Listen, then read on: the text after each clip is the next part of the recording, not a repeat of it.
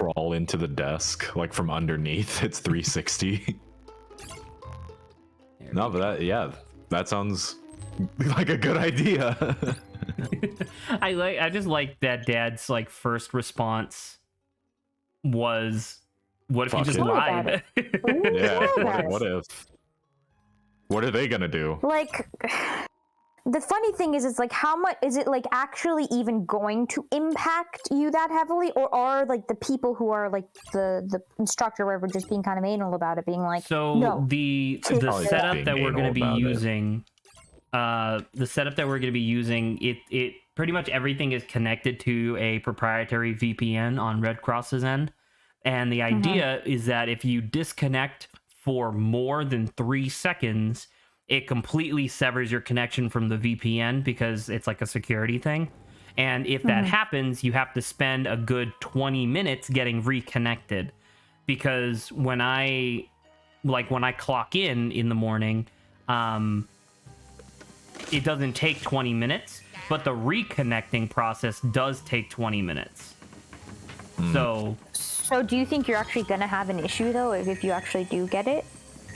we'll see. Because you can be like, oh, I believe it's fixed, I should be good, right? And then, but then if it does cause a problem later, then like, you know. And then you get like a couple passes, right? Like, oh, that's weird. It was supposed to be fixed. Oh, you know. Yeah, you know. My dad suspects that the disconnect issues aren't as bad as I have said that they are. Not because he doesn't believe me, but because I haven't actually mapped out my connection or anything like that. So he asked me this weekend to, while I'm not streaming, to do like a ping mapper just to see like when my connection drops out. Yeah, just for a more concrete kind of. Because like the only time I ever notice it is when I'm trying to watch a YouTube video, and it just starts buffering for like a minute. You know what I mean? So maybe it's just locked into that, you know? Fucking sucked up that rabbit. But yeah, so I don't know. I really hope that it ends up being okay, because while it might not be the perfect job, this job does offer a lot of things that literally nowhere else is even remotely offering at the moment, including like health insurance and pay that's in the double digits. So it's like something. Yeah. But well, I wish you the best. Thank you. I will say that I did shadow one of the employees the other day. Sorry? You did shadow the hedgehog? I did do shadow the hedgehog. He was a very gentle lover. I shadowed this one lady at work the other day, which was really weird because the lady even like told me like, yeah, normally they don't let anybody shadow until like 3 months into their training for this job. I don't know why you're here. Oh my god. Yeah, they really must need someone. Dang. I guess. Well, because the long and the short of like how it was explained to me, because I did end up asking Rick like, what was that, like, what is that about? And he was like, yeah, we're now that we're like transitioning out of like COVID protocols, we're trying we're taking this opportunity to like try to redesign the training, like make it the test group. Well, kinda. The way that he described it was that they want us to start shadowing earlier and more frequently, not in substitution of like actual training, but more as like supplementary material. Because like I will admit that now that I have shadowed this like person who's actually on the job, a lot of the software that I'm going to be using I now recognize on the spot, as opposed to just reading the name over and over in like a document. So I can't necessarily claim that their approach is wrong, but I will say that I did feel woefully unprepared. It's your fucking first week. It's literally my 4th day, and they're like, "Hey, welcome to the show. Welcome to the floor." You know. Yeah. What was the other thing that I was thinking of? It was oh, I lost one. Damn it. For shame. Sad. Sad. Sad. What was the other one that I was thinking of? Oh my god. Yeah, you ready for this? Do you remember this, Grant? Yeah, I do. This is a really cool floor. It was really funny because Jesse last week was like, I hated this floor. Oh no, Jesse. This one's fun. This one's very neat. Have we done the gym already? Is this after We have the not gym? done the gym. In fact, I forgot the gym even existed. It's a little forgettable. Yeah, all I remember is the one thing in the middle of the floor for which you can get. Me and my friend got stuck in that. We didn't know how to get out of it. Oh no. I do want to take this opportunity though, because I can't properly describe how much I don't want to think about work. So Don't fucking blame you, dude. Let's talk about something else. Yeah, so let's have a banter topic heavy stream. All right. I didn't realize you would just defer to work as your. If we had nothing else. Zach, you've got a few. The food that built America. Corn. Okay, so I had an answer for this question. my mom watches a lot of TV, which is fine because she's effectively retired, so it makes sense. But she's like running out of things to watch because she doesn't actually watch quality television. She just watches like daily shows. What's on? Yeah, well, she records the news, which you'll recall that the news is a 24-hour news cycle. So she records like 4-hour blocks of the news and then watches it later. And I'm like, why? Okay, that's a little. And I'm like, why? But anyway, she watches like the Wendy Williams show and The View and like all that stuff and whatever. So the other night I saw that she was watching a new. It's kind of like a documentary series, but it's by far the most blatant fucking corporate propaganda I've seen in a long time, which was the name of the show is, The Food That Built America. And it's about all of your favorite fast food chains and their origin story, but vastly over dramatized. And they make Was White Castle one of them? White Castle was one of them. I didn't see that episode. Nice. The episode that I was watching, that mom was watching, was Starbucks and Panera Bread. Was the episode. Okay. Starbucks makes sense. Panera's like. Panera, really? Well, because the entire show is literally just corporate sponsorships. They make a story out of literally anybody who pays them, including like Pizza Hut. You know what I mean? And so like that's the only reason why I put it up there, because like I was making food while mom was watching this. I put that in there before I had even started work because I didn't really have work at the time, and it was just one of those things where mom's watching the show and I can see that she's not really watching the show very critically. So when they say stuff like how do I put it?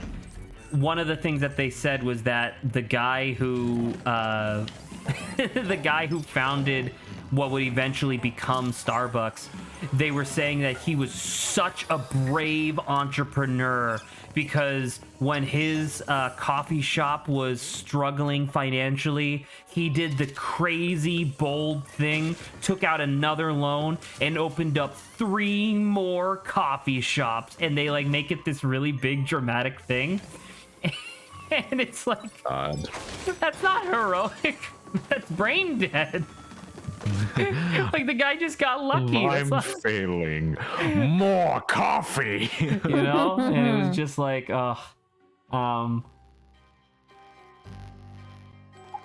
it's like a series. They have like multiple episodes. The very first episode, you would be surprised to find out that the first episode was dedicated purely to McDonald's. Of course. Who would have guessed? But there were episodes that were dedicated. I think I already said Pizza Hut and Domino's was on there as well.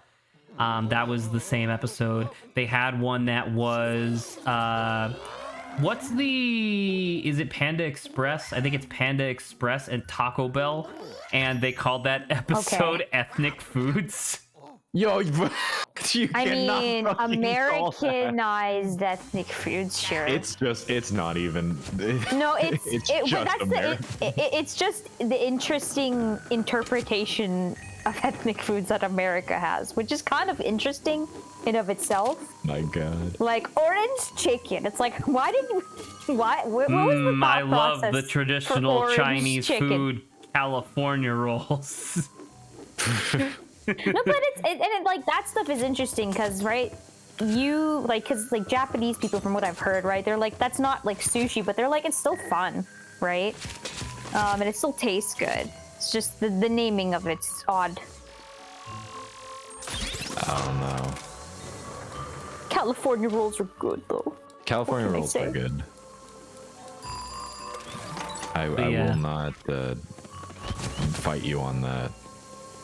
I'll fight you in general, though. Put them I'll up. fight you. Yeah. Let's go. Solid. Apparently, nori on the outside's also not a thing.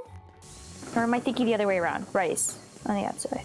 It varies because some people don't like the texture. Of what? Rice or the Either. nori? Oh, okay. You're just okay. Oh. Specifically, it's on the outside. They don't like because a lot of Westerners don't like nori.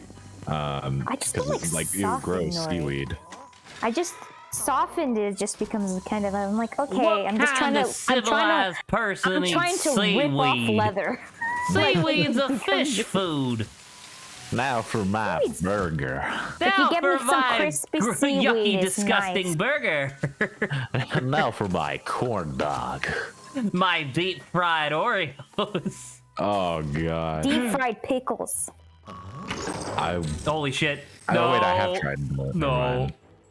I was gonna say I want to try a deep. I mean, barbecue I think is pretty cool, right? I don't remember how to defeat this smoking thing. something for what was it? How long? Something? Smoking meats for like 24 hours, man. Do you throw Gooigi at him to suck Gooigi in? No, you have to hit him with the black light. You have to show him where the cum stains Right, but you are. have to get him to stop sucking first. I think Saba might be right. I think it might be he eats Is it Luigi. Gooigi? Hello. Oh, See, and then maybe. that gives me enough time to. To suck him. Yeah. I guess we just never did that, Grant, because I didn't want you to die. Hit him with the light, Zach! Zach! Like the chest Zach! is chewing on you, and it's like, Zach, please, I'm dying. help! God, I'm acting like my death has consequences. that's true. I said it before, but that's like one of my favorite things to just conceptualize is me being in a video game with a friend. Like I still really enjoy Janine's story of Lawrence and I being like roommates who, in order to pay for our college debt, go on a Spelunky-esque adventure to like try to make money. Were you therein try to sacrifice Lawrence? It was for an upgrade.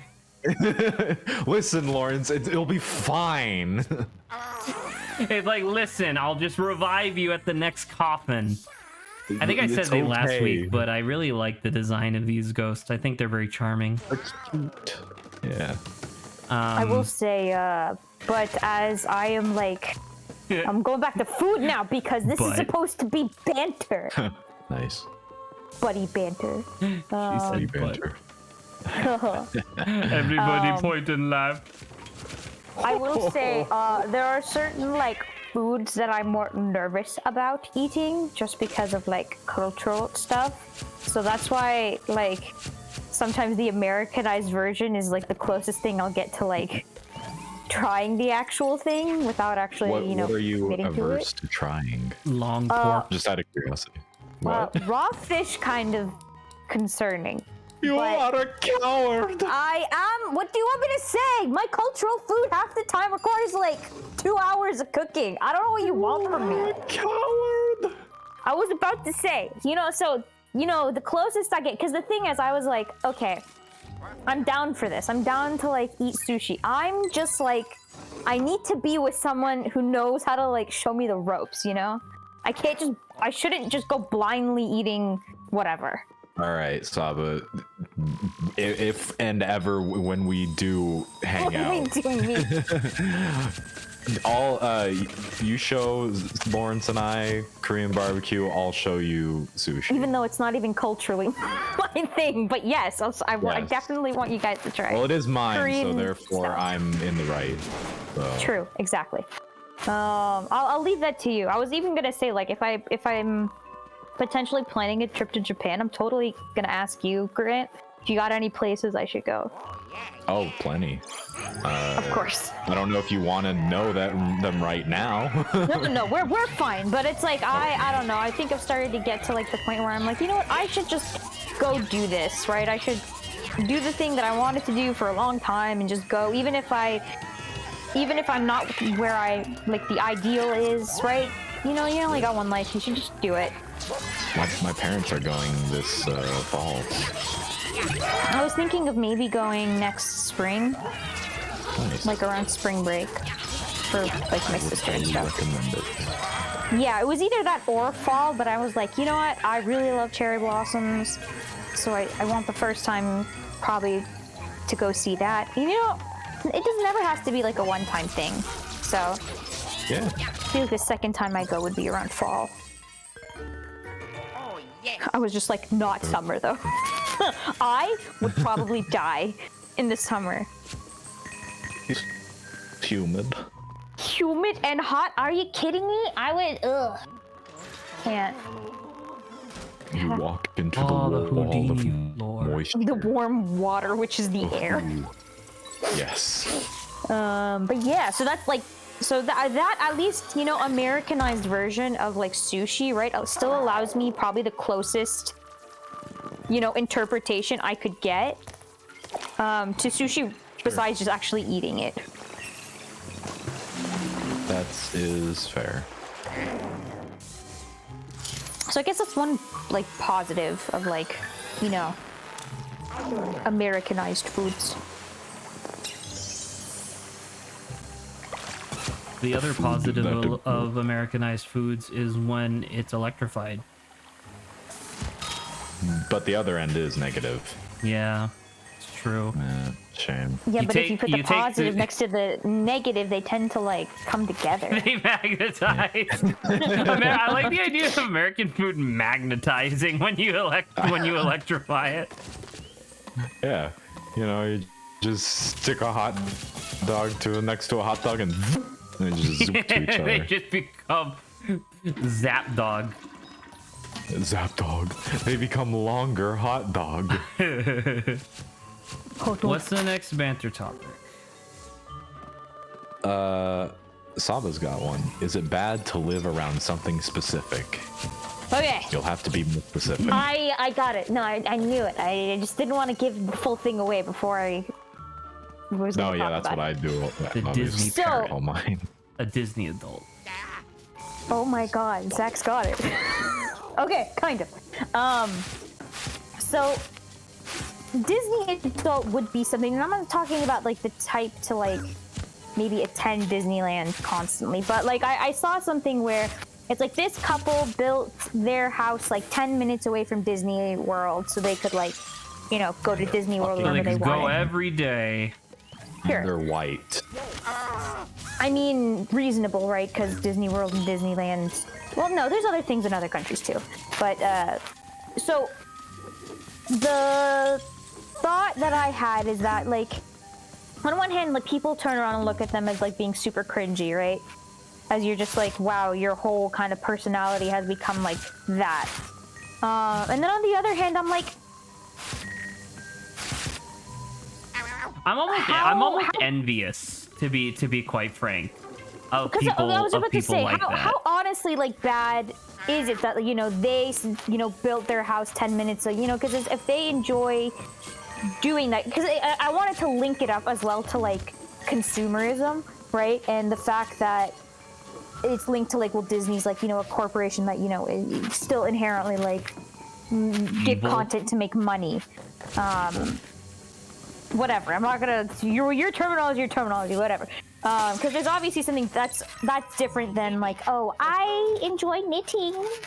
I knit my free time. Like you could have like a Disney, like you can house. have a version of a Disney adult that is somebody who's just about knitting, you know. And so, well, maybe, but I'm saying like it's the consumerism aspect is what I'm saying is involved in this, right? Because which I think makes the Disney adult bad, whereas the person whose life is dedicated to knitting, I think that's still a little weird, but more fine. Because at least it's like something practical. Because like, what practical use do you have being a Disney adult? Well, don't forget, right? We're limiting ourselves to Disney, but it doesn't have to be just Disney adult, right? It's like the idea but I mean, of like someone any getting into... any corporate thing that you dedicate yourself to, like I don't know how, like that's not. They're all pretty useless. Sure, but like, isn't that the idea of like, oh, the value is more sentimental than in nature, right? Like, let's say That's for true. example, like Disney adults sometimes put a lot of like figurines, or like, what if they just decorate their whole house in the Disney there, or like someone who's into Kingdom Hearts, maybe, right? They just buy a ton of merch from like Kingdom Hearts. He's trying to pander to you. I am. I'm trying to rope you in. Oh my God, I can't believe. Where As a Kingdom Hearts fan, I would never support Disney.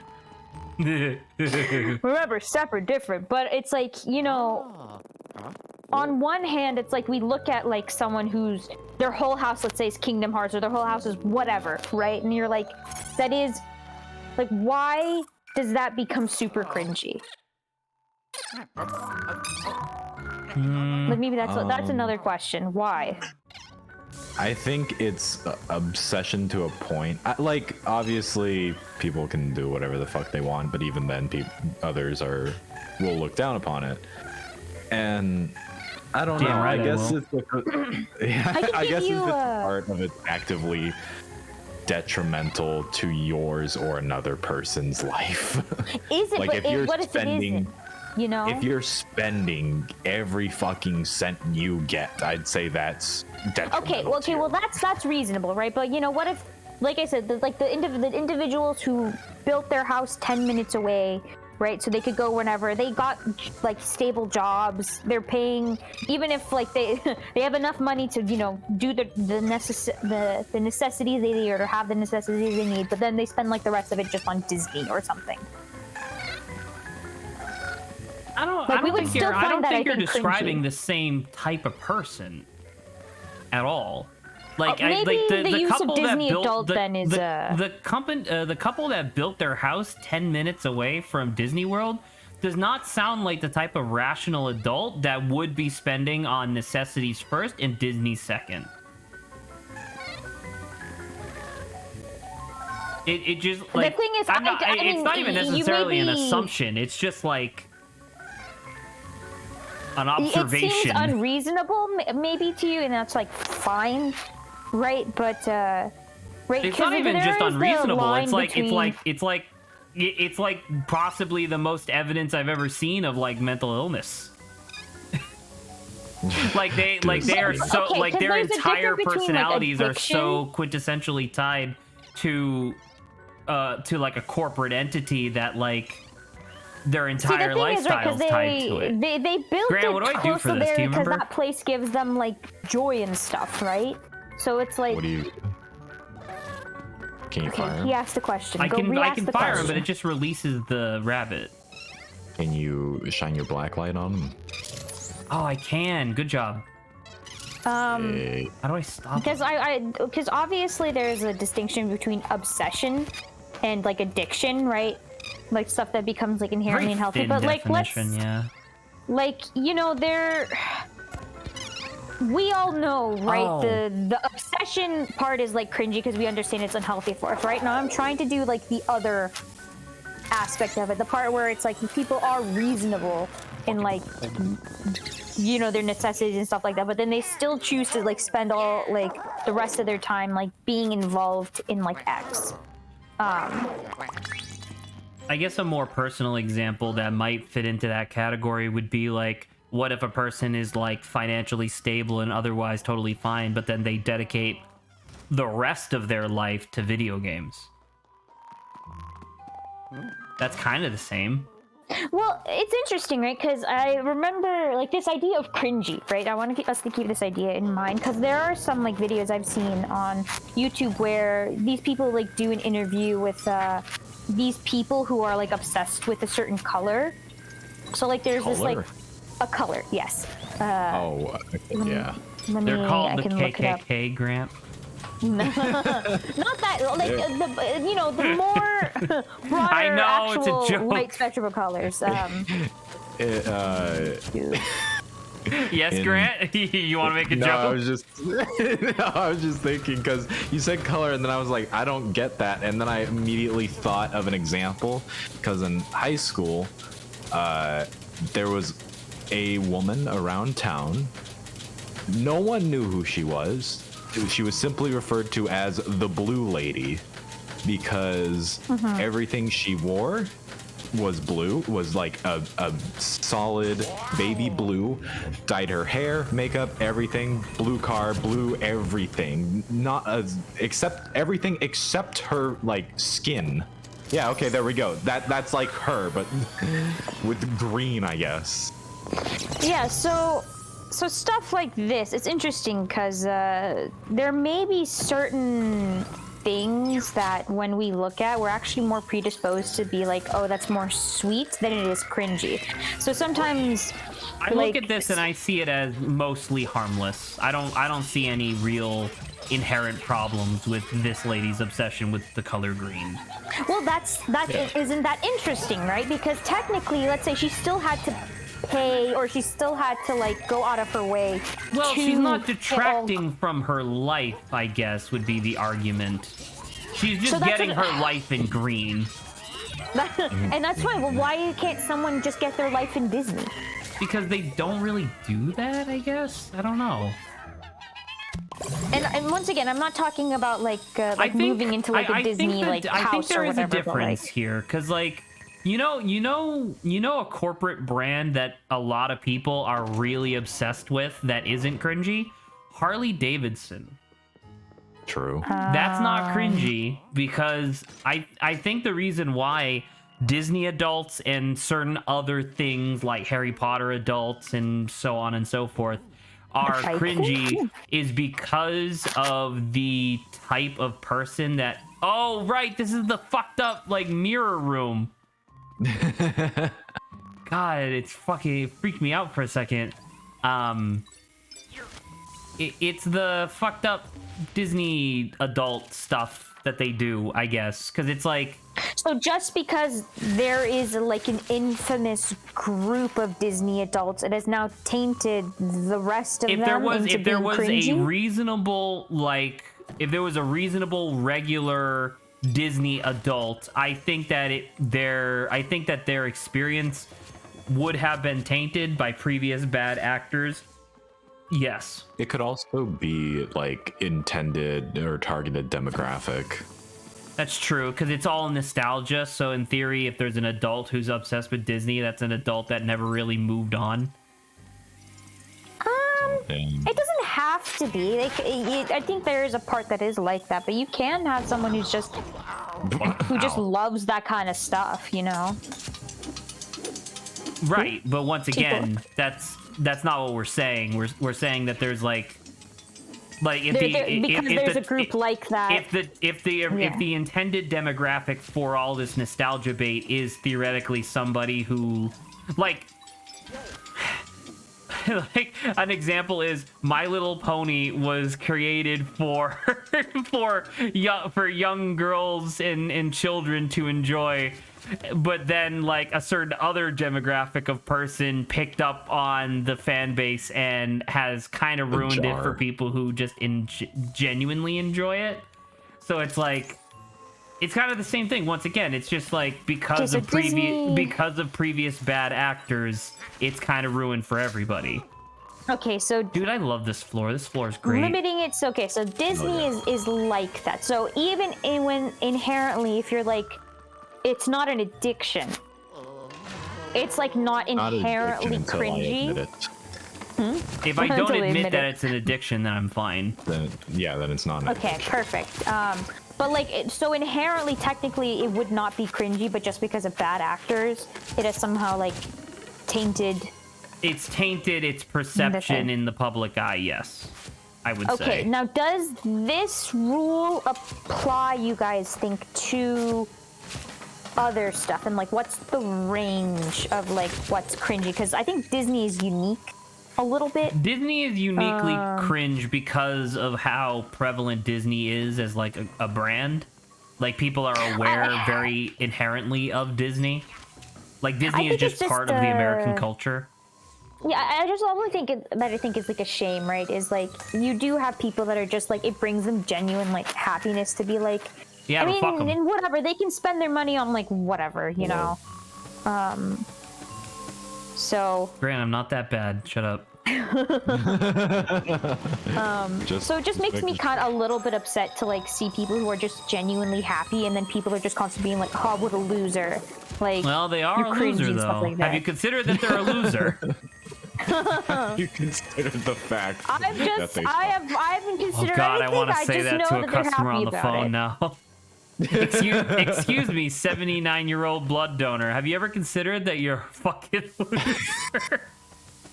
my God. Zach, we need to call you in for a review. Why? Did I do something? Why? What's wrong? I have a complaint from HR. But yeah, I don't know. Like, Anywho. there's a lot of examples of like that type of thing, and like, it's really easy to just call them the Disney adult of blank, because obviously I think that makes a lot of sense. But like, you know, I already brought up Harry Potter. There's like, there are Nintendo fans that are exactly the same. It's interesting. Harry Potter, I think, was tainted actually by the younger generation. Harry Potter was tainted by J.K. Rowling. Yeah, I'm about to say, Okay, I don't know what the fuck you're talking about. I'm talking about like the fan of being like, oh, I'm from this house, because it's like, I don't know when her time frame of like when her stuff happened versus When like, she went insane. When she wrote the books. I'm talking That's about true. actual time like that comparatively to the newer gen saying it's Shocker. cringy. How do I get out of this? You jump. Yeah. Why is the hat just standing there? But besides, because Oh, is it on the statue? Yeah. yeah, it's on Oh, the I statue. did that by you remember accident. that? That's cool. But at least from my perception, it became cringy. I started seeing like the whole thing be called cringy from the younger generation, being like, "You guys are just millennials into their Harry Potter houses." Well, Like, I mean, yeah. why does it that even did matter? happen, but like, Yeah, it was but I mean, also that being ruined said, the by Harry Potter J.K. brand didn't Rowling. exactly help. They did literally make an official like house placement test. So it's like they did lean into it, but yeah, I don't know. For that particular aspect, I guess it would be relatively reasonable to say that that particular aspect of the cringiness came from the fan base. Or hold on, or is at least Harry Potter like is it particularly the cringy part, the thing of like, oh, I'm part of this house and I'm a Hufflepuff and stuff like that? Or like, let's be honest, if you were to go to someone's house and they just had like Harry Potter, like just stuff in general, is that the same? I think the cringy part is supporting Harry Potter even after. Oh my God, Grant, It's true. be J.K. part of Rowling. the It's conversation, true. please. Fucking piece of Saba, shit. you do the same thing. Anyway, in order to engage with Saba's actual question, I think that the inherent cringe that I would feel, because I mean, I already brought up My Little Pony, and My Little Pony is very similar. The inherent cringe that I feel about a person whose like entire like life is dedicated to like one property is more or less directly proportional to how like enormous the corporate entity is, I guess. Like if I were to, or I guess just how severe the fan base is as well, or like the bad actors in the fan base. okay, so like if I were to I'm just thinking like of decorate my those house, fucking disgusting anime fans and their lollies. Fucking vile. God. I don't. I don't care enough about those. But, so if I were to decorate my house extensively with like Mikey, my favorite Studio Ghibli stuff, like would Studio that be Ghibli's not cringy? cringe though. Okay, so that hasn't been tainted by anything. No, I think the closest it's ever gotten to being cringe was Hayao Miyazaki saying that he's gonna retire every 2 years and then only to like return like 2 years later when his son utterly fucking biffs his role as Miyazaki's son. Bro, just hire someone else. His son doesn't have to do the same thing as him. But the son wants to do the same thing as his father, but yet can't. I heard at first he didn't want to. He wanted to be an animator just like his dad, and then after he fucking failed with what was the first one? It was one of the older ones. Was it Tales of Earthsea? That actually sounds about right. But then after that, he was like, you know what? I want to be like, I think it was like an aeronautics engineer or something like that. Yeah, sure. Why not? They're like, I want to be an aeronautics engineer. I don't like this animation thing. And then like, apparently he was pretty good at it. Apparently he was like he was like fine to above par. But then he was like, I really want to be an animator.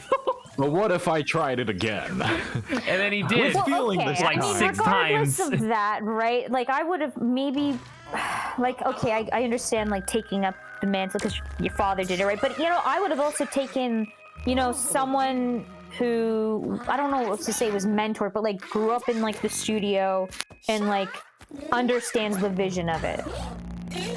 Like I would have been just as fine with that, but cutscene. Miyazaki doesn't even have. Miyazaki just straight up doesn't have a replacement, right? Because he hasn't trained anybody. Because that's not his style. So. Yeah. But that's. So when he dies, like Ghibli just changes forever, and he'll be like, "Good, I'm finally dead." Jesus. Once again, what's his title, by the way? Is he just the director, the creative director? He's I think his like literal title is lead animator because he refuses to accept any other responsibility.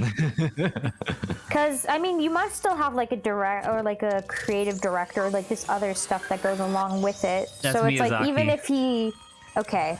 Because I was like, I don't know, maybe there may be a position that's like close enough by where they observe like enough, or like, because obviously I feel like the animation's gonna still be there. If Miyazaki could, I am pretty significantly sure he would like mind control the entire staff, just so that way he could guarantee the quality of the project. God. As he takes a long drag out of a cigarette and looks at his cat. He takes a long, the camera is suddenly, all right, this is the thing where like now all the rooms are shuffled. He the scene is suddenly black and white. He takes a long drag of his cigarette. He goes, starting the animation process once again is always the death of my soul. And then it cuts to like the thing on the computer that he's animating, and it's like an adorable little girl like playing with her dog. While we then cut to Junji Ito, who's like, "Oh, another exciting day of drawing," and then it cuts to what he's drawing, and it's the most horrific bullshit you've ever seen. They are fucking opposite ends of the spectrum in every way. It's so good. So. I hope they're having a good day today. I hope they're having a good day. So kind of someone centering themselves around something isn't inherently cringy in of itself. It's if within the context of what they surround themselves by has other contexts that makes it cringy. About to say, I would say that the act itself is not cringe. It is whether or not the thing that they're a fan of is cringy, or it has been tainted by something. Yeah, like My Little Pony, Harry Potter, or furries. I'm just trying to bait Mikey. Let's see if he takes the bait. Yeah, My Little Pony was a thing. Is there anything else? Okay, now I think that topic's kind of done. But is there any other like things that you would say is cringy? In general? Yeah, like if you're obsessed. No, if you're like obsessed with it. Oh. Like if you were to be Pokemon, I was gonna say like stubbing my toe. That's pretty cringe. Oh, I feel that. That's pretty cringe. Mikey didn't take the bait. Damn. I'm sad. No. Bait Mikey. Never mind. He says I was zoning out. All I heard was bait Mikey. Fuck. Missed My it. brilliant joke. Anyway. Lost on I'm trying to think of other things. I don't know. Actually, like Pokemon's like not really that bad. I guess it really depends on like the type of Pokemon fan. Like okay, I would definitely say that like for a period of time, like 2 years ago, I was definitely a cringy Pokemon fan because they wouldn't shut the fuck up about Sword and Shield. You know. I don't know. Is it like anime or like video games cringy at all? Not inherently. Like you could be a fan of like something that is cringy, like Fortnite or fucking Ninja, I guess. Roblox. So it's like the popular stuff. Okay. Well, because it's like this stuff has also been tainted. Yeah, that's the thing. Like the more popular something is, the more likely it is to be tainted. Because there's just more people to taint it over time, you know? Yeah.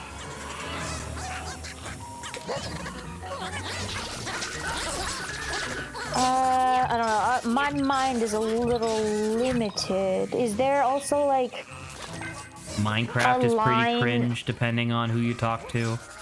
Is there also a line you would say between like something that makes sense and then something that just is like a bit weirder? Like if someone to use something that Zach brought up is if someone is like obsessed with Panda Express, like that one's a little weird because it's like really Panda Express? Why? But like, can you explain to me why? I don't like why. Why is that weirder?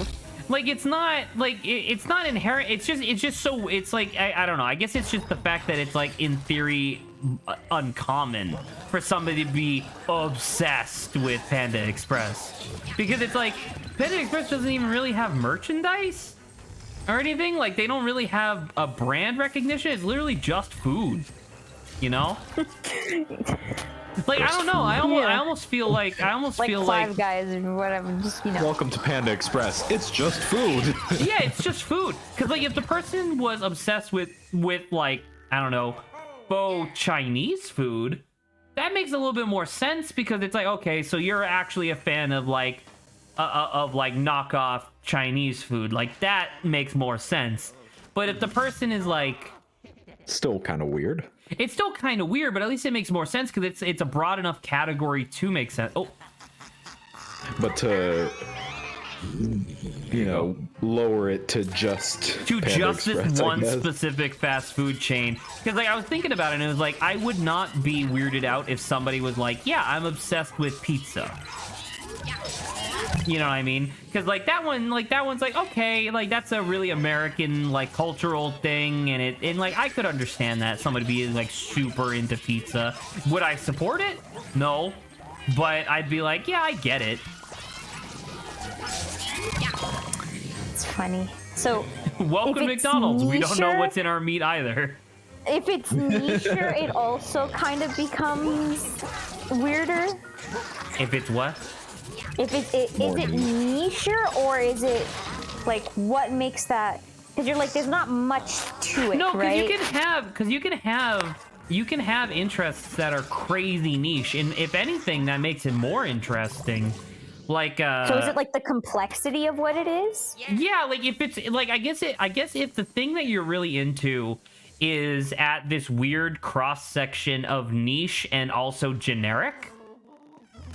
You know, like imagine if somebody was like really into toilet paper or something, or not even toilet paper, like specific brand of toilet paper. Like imagine if somebody was really into brawny paper towels. Like finally, why? A community for me. Finally. Interesting. Okay. Zach, Like that we're, what if someone was really just into pictures of white men or white women buying bread at the grocery store? Excuse you, powerful white women Powerful white women. stepping on bread and calling you a little bitch. God, I can't. I remember when but you what guys if? told me about that the first time, and I was like, "Are you kidding?" This isn't real. I don't great. know. I think everybody's a little cringe, but that's okay. And that's fine. People are allowed to be a little cringe. It's just not. Just don't make being cringe like your personalities. Like, get off Tumblr, you know? There you go. Rant. Says Zach, who sends me Tumblr posts every day. I do a lot. From Jello Apocalypse's Tumblr. Excuse you, I use Jello Apocalypse because he is the nexus of like 3 other Tumblrs that I actually like. So I go to his first so that I can get to theirs easy instead of having to Google 3 things. It's so simple. It's so easy, Grant. It's free, dude. It's free. It's fucking free. All right. I think we have thoroughly exhausted this banter topic. It was very good. I appreciate it. A lot of good topics. But I want to move on to the next one. Whatever it is. I don't even know what it is, but I want to move on. How to solve snowballing, aka gaming no advantages from rewards. Yeah, it was. This literally was just, once again, it was from before I was like really into working or whatever. So it's like, it was just like a video that I watched where somebody was doing like, it was essentially the equivalent of their, oh, hello God Beast. Welcome to stream. We're just bantering. I'm fucking dying. I don't know how to do this boss fight. Could I have jumped, do you think, while they were approaching me? I think this is like the second most annoying one, to be honest. Do you think I could? Do you think I could have did this while they were pursuing? That's what you're supposed to do. Ah, okay. I'll try to keep that in mind while I'm talking. Yeah, but yeah, so it was just a person who was doing like, it was essentially their it was like a weird like video thesis for some class that they were taking or something like that. And the over under was just that they were trying to figure out how to solve snowballing in League of Legends. And their finding was that you need to, according to them, you need to separate, what was it? You need to separate the reward structure of the game from the actual method of victory. So like in League of Legends, you win the game by destroying the enemy nexus. Like, we all know that. But oh shit, I have to keep. Good luck with that. Yeah. I mean, it's on the right. I got it. Are you sure? Are you Good luck with this. The more you get into this boss fight. Fuck it up. Keep the banter going. Oh fuck. It's okay. Let's do something. Let's, as we wait, we can do Mikey's thing. Do I not just knock all of them off? Fuck. No, because remember, you need to leave the one on in order to be able to get it. But okay, Mikey, we could focus on Mikey's thing One on the left. as you focus on this. What happened? I'm gonna die. Oh, you're dead. Oh, he's dead. I died. Oh well. I have the what do you call that? Oh, I don't have a bone anymore. You don't have a bone. No, I didn't buy a bone. No, you fucked it. I fucked it up. Oh my god. Also, would you like to play Scare-Scraper? Skyscraper. Right, but it's called Scare-Scraper. No, thank you, God Beast. We're just kind of chilling out. We're just doing the story mode just for posterity. If you want to chill out and just watch, feel free. But I'm not really interested in doing the multiplayer. All right, let's try that again. Let's see if I can actually do this boss fight. So what was Mikey's thing? Mikey asked if there was anything he wished to include in Pokemon Mystery Dungeon video, in the edited one. Like if you were to include. Was there anything I wished I included? So Mikey specifically mentioned. Wait, how far back? Oh, it's just this door. Here we go. Mikey mentioned in the chat before. In the Discord server, but there were some jokes in there that could have probably made the cut to be in the final video. I probably could have did some small edits. I don't know if there's necessarily anything that I would have added to the video per se, but I definitely, like, if I were to go back and edit it again, I definitely would not have left in the entirety of the player death scene. I probably would have cut that down to like maybe a fourth of its original length, because it does grind the entire video to a screeching halt. But that being said, it's a really powerful scene. It's emotional. Let's see if I can do this. But yeah, so the only reason I brought up that topic, the topic of separating rewards from, or separating victory from rewards, was because I just watched this guy's video and I thought it was kind of neat and I wanted to get Grant's opinion on it. Fuck! I keep losing track of the ding dang. And also, God best, you could still chill. I mean, Zach sometimes forgets things, so if I'll say it's been a while. I haven't played Luigi's Mansion 3 since like before the pandemic, so it's been a hot second. Yeah, so it's like When it first came out. just if you want, you could chill, or if you're looking for someone to play with, feel free to dip and go find someone, you know. A good time. Okay. I'm expecting Grant to be paying attention so he can tell me which one to go for, because I gotta dodge. I'm sorry. Which one is it? Well, we'll find out. You're gonna tell me. You're gonna guess, right. And then if you're wrong, we just die. You get to kill me. I get to kill you. Okay. This is gonna be another one. Another card. All right, they're getting close. It's this one. Bottom. Yeah. It was the bomb! Fuck! We both thought it. We both thought it. All right, pay attention this time. Okay. So while you're paying attention, what do you think about the guy's assertion of like that's how you solve snowballing? He Wait, specifically was talking about League, but there's a lot of video games where snowballing's an issue, you know? What was his solution? Was separating, like, you have to separate the victory condition from the rewards. So like in League you get gold for destroying towers and kills and stuff like that. Oh, so it should be less of that. Okay, not the right one. Yeah. Not the right one? Are you Not sure? the right one. Is it the left one, or is it not right left? Oh fuck. First. So yeah, the guy's like, once again, I'm essentially just paraphrasing a like half-hour long video, but oh my god, the sister's alone. I would be so sad. My god. Actually, this one's interesting because now you just have to look at her instead of the other two. That's true. She is on the left, so Yes. keep track of that. But the but yeah, like his thing was that like it was a little silly because he was like, yeah, you have to create a new damage type that's exclusively for destroying towers, and then the only way to just to gain more of that stat is Left. Top. this one. Yeah. Good job. The only way to gain more of that stat would be to kill towers. So it's like you can't do it for gaining kills anymore. And I don't know. That seems a bit complex. His specific thing is not really why I thought it was interesting. It was more the idea of like separating rewards from the victory condition that I thought was interesting. Yeah. Because obviously gold items, blah blah blah.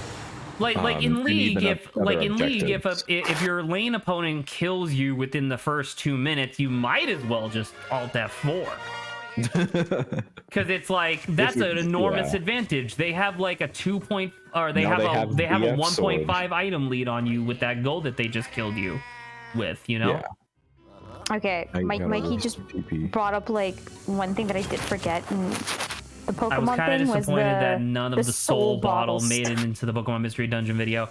I couldn't figure out how to cut it in a way that was like funny, unfortunately. Because the thing was that I think that was before we started doing, because like the stuff that makes it into these videos are the ones that are vocal, visual, and pretty easy to like follow on a video basis, whereas a lot of the soul bottle stuff was stuff in like Discord or chat or whatever. So it's like the soul bottle stuff was funny. Like I did like it.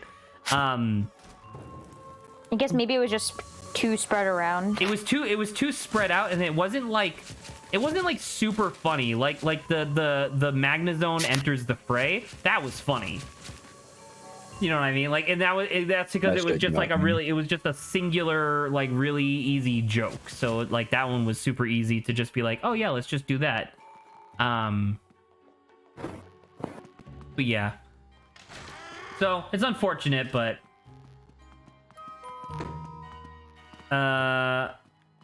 takes center stage, but it did kind of explain how the other team members got their Pokemon bodies. Kinda. I don't know if that's super necessary for like the quote unquote narrative of the video, because as far as the video's concerned, was there any... it was mostly about being funny, right? Zach, you like the video edited version at least of it? Oh, absolutely, yeah. It was less like I wanted there is still a narrative, but it's mostly about the jokes. Obviously, that's what we do here on the show. So like I'm thinking about, because I'm pretty sure I specifically didn't include any of Lotad Lawrence in the video. I wanted to put Flotad in there because Adrian did that drawing of what it would look like if everybody was on top of Lotad. And I really wanted to put that in the video, but I just couldn't make it work, you know? Yeah. Once again, if I had cut down the player death scene, I probably would have considered adding a couple more things, you know? All right, on to 12. The Spectral Oh, Grant! What? You go! Let's go! Is this baby. the bestest level? It's not, but it's cool. Level as in building level. Sure. Level once again, I love how this room is like 120 plus feet in the air. We can't do it. Oh. Remember? What? We can't do it yet because it makes you go get the super suck. Oh, right. Oh, well. I love how in the mirror you can see it. You can see the thing, yeah. It's pretty good. This would be a great waiting room. Only. If it does, this waiting room does feel like it's from Long John Silver's, though. Oh, by the way, Long John Silver's also had an episode on the food that made America. Isn't Long John Silver's like disgusting? I was gonna say canonically, well, that too, but one of the most unhealthiest of the fast food chains. Possibly, it makes sense. Deep fried and oil and shit. Yeah, but Grant, they pay this money. That's true. They do have money. It's like Mr. Krabs when he discovered that everybody liked his food more when he just covered everything in grease. That's what Long John Silver's entire business plan is about. It is, and it's fucking disgusting. I don't know. Any comments on the snowballing thing? If not, we can just move on. I mean, yeah, I like I said, I think his solution's a bit too complex. How would you solve snowballing in League then? If you think you could? Problem is like, obviously, League is fundamentally designed to reward you for good play, doing well, yeah, right? But then because of the way that the item and gold system works, it ends up it snowballs. You know, like you just have to do good like a couple of times, and then the rest of the game is just yours. Well, I guess that's also the reson. Do I go back to EGAD? Do you remember? You have to try, and then he'll like tell you. I think, right? Okay. I think that oh, Lawrence is gonna be late. I think like that's the reason they have the other objectives, such as, you know, Baron and Dragon and Rift Herald and stuff. Dragon. But the fact that they have to add all these mechanics just to catch up to gold, It's kind of nuts, isn't it? And that's the thing also is the team ahead could also get those objectives, right? Right? Like snowballing them even further. The one I was thinking of was like, what if instead, like, what if you still got gold for clearing minions and towers and stuff, right? Like actual objectives, but then player kills just gave you like a temporary buff. Like maybe for like a minute or so, you got like a little bit of a stat boost just to give you a little bit of an edge.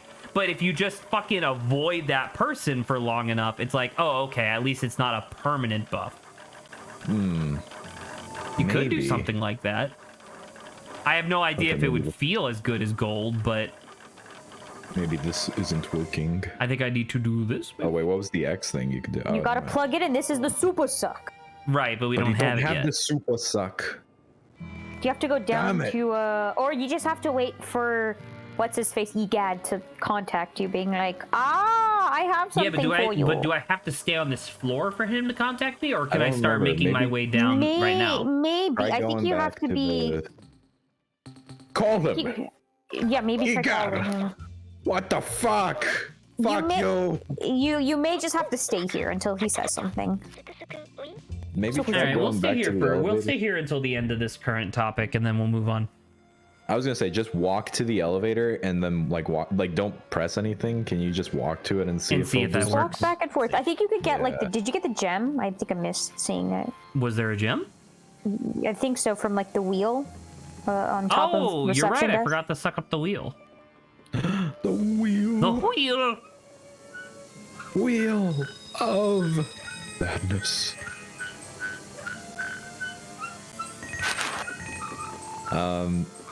Is that not it? I think the temporary buff is a possible solution, but then that would make team fights really interesting. Like, yeah, I'm about to say, imagine. You're right. Imagine you. Oh, look at the fish. Holy crap! The fish are going super speed. They clip. What the fuck? They clip through the wheel. They're gone. They're just gone. They are. I fucking vaporized them. There they go. Before us. That would make team fights interesting, because in that case, like, whoever got the first kill now has like a double advantage for the rest of the team fight. So maybe that wouldn't necessarily. What if it's like, what if you got like a buff, right? Or sorry, not literally a buff, but like a stack of like a passive buff that would only trigger the next time you return to base. So it's like if you kill your laning opponent, right? Let's say you're top, right? And you kill your laning opponent. Next time you go back to base, it now procs a 4-minute buff where you have like a percentile increase to like all of your stats, as if you had gotten gold and put it into an item, and then that would scale based on time. So then kills would no longer reward gold at all. Correct. Because gold would be permanent like buffs to your character, whereas player kills would be temporary in order to try to mitigate snowballing. Because now snowballing would be directly tied to victory conditions such as towers and inhibitors, and not secondary victory conditions like dragon and what'd you call it? Baron. Baron and player kills. Maybe. It would certainly change the dynamic of the game. It would change a lot. Which is why I'm not saying this is necessarily the perfect solution, but I was just thinking about it after the video. Having different types of special damage type for destroying buildings. But I don't know. I'm trying to think, because now that I'm trying to think of it, I can't think of anything of like other games that have like snowballing as a problem. I guess there's a lot of like a lot of battle royales have that problem, right? Because like, I mean, and to be fair, it's inherently part of the battle royale design to encourage this kind of nonsense. But like if you're playing like Fortnite and the third chest you open just so happens to have a motherfucking gold or like a legendary rifle in it, it's like, oh well, as long as you don't completely biff it, you win. Congratulations. You know, That's like a little bit different, I guess. That's not really snowballing. That's just the game inherently giving you luck. Dude, I don't know what to do. I don't remember either. Does someone want to look it up real quick? What's it called? Like the spectral catch or something? It is. That's exactly its name. Great name. It's my favorite TV. It used to be my favorite TV show on Discovery Channel. Catch. Okay, let's see. Explore the spectral catch. Your behavior Head is to- yucky, disgusting. Go to left, see a boat. At this point, EGAD will call you to go back to the lab. What the fuck? He did it? I told you, you just gotta wait until he says it. Right, We but that did, doesn't we make were any fucking sense. around. Like, how does it say to trigger that, Grant? It literally just says go to the left to see a huge boat. And then EGAD was supposed to call. Let me look up. See a huge boat. The boat. It's a girthy boat.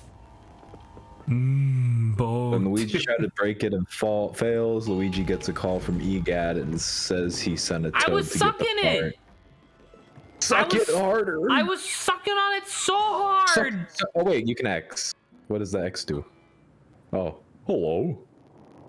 Hello, Mario. Hello. Oh my god, you had to look through the thing fucking and then kidding try me. to suck it. Fuck you, video game. Fuck you, EGAD. Oh my god. Well, normally I'm pretty sure like you would get close to the thing, right, and try it. Do you know why most buildings nowadays don't have elevator music anymore? I don't know. Oh, why? I actually learned this the other day. Apparently, so like elevators are obviously kind of spooky, right? Because in theory, if something goes wrong, you will just plummet to your death. So when elevators and sky rises and stuff first like started gaining popularity, they had this like really intense wrong floor. Wait, no, this is the right floor.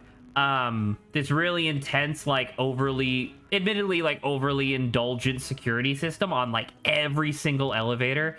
And part of that security system was drastically limiting the speed at which an elevator could like rise and fall. So like that was the thing, was that when you were going like 4 stories up in a building, instead of it taking like, I don't know, 40 seconds like it does nowadays, it would legitimately take like 5 minutes. Good lord. Yeah, and that's why they started doing elevator music, because like people were like, holy shit, this is awful. And then it's not even necessarily like safety regulations went down, it's more like they were just like, it doesn't need to be this slow. Get rid of the music. Oh. Back to the flooded basement.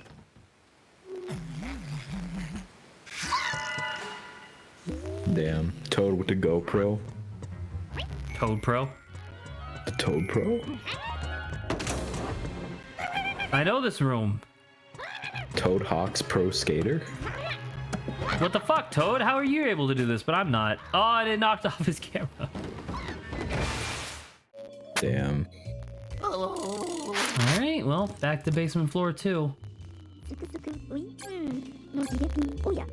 I don't know, can you think of another game?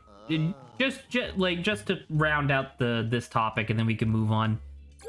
Can you think of another game that has like snowballing issues? Bad snowballing. It's really like League and Dota, and that's like kind of it. Because I was thinking, like, I mean, Overwatch doesn't really. Not really. It's mostly just CS:GO, I guess. CS:GO kind of does, because if you do really well on one round, that means just you get the literally op. get better weapons the next round. Yeah. But that being said, those are temporary, because if you then fuck up the second round, like if you rest on your laurels, you now have no money again. I guess so. And last time wait, fuck, wrong Wait, floor. where are you going? I know, wrong floor. I'm sorry, I was talking. if I recall correctly, they changed it well, I say relatively recently. I think it was like years ago, but they changed it so that way, like let's say I did really well on round 1 and you did really poorly. If you do really well on round 2, you get more money than I would have if I did well on round 2, in order to try to like balance it out over time. Oh. Well, that's neat. Yeah. So kind of works, but it's temporary. Yeah. Welcome, Adrian.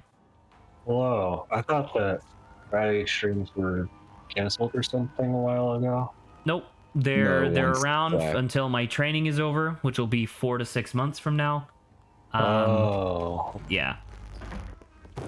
So we're having banter stream. Speaking of which, Adrian, Yes.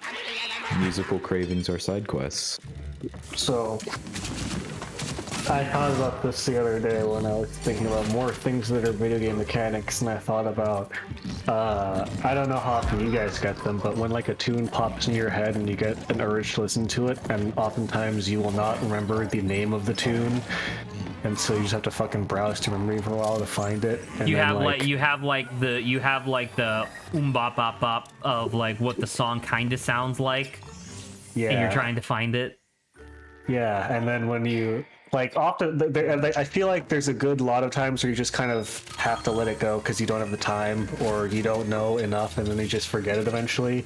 But then there's also times where you remember it and you're like, oh hell yeah, I remember what the song was, and you look it up and listen to it, and it's like that feels like.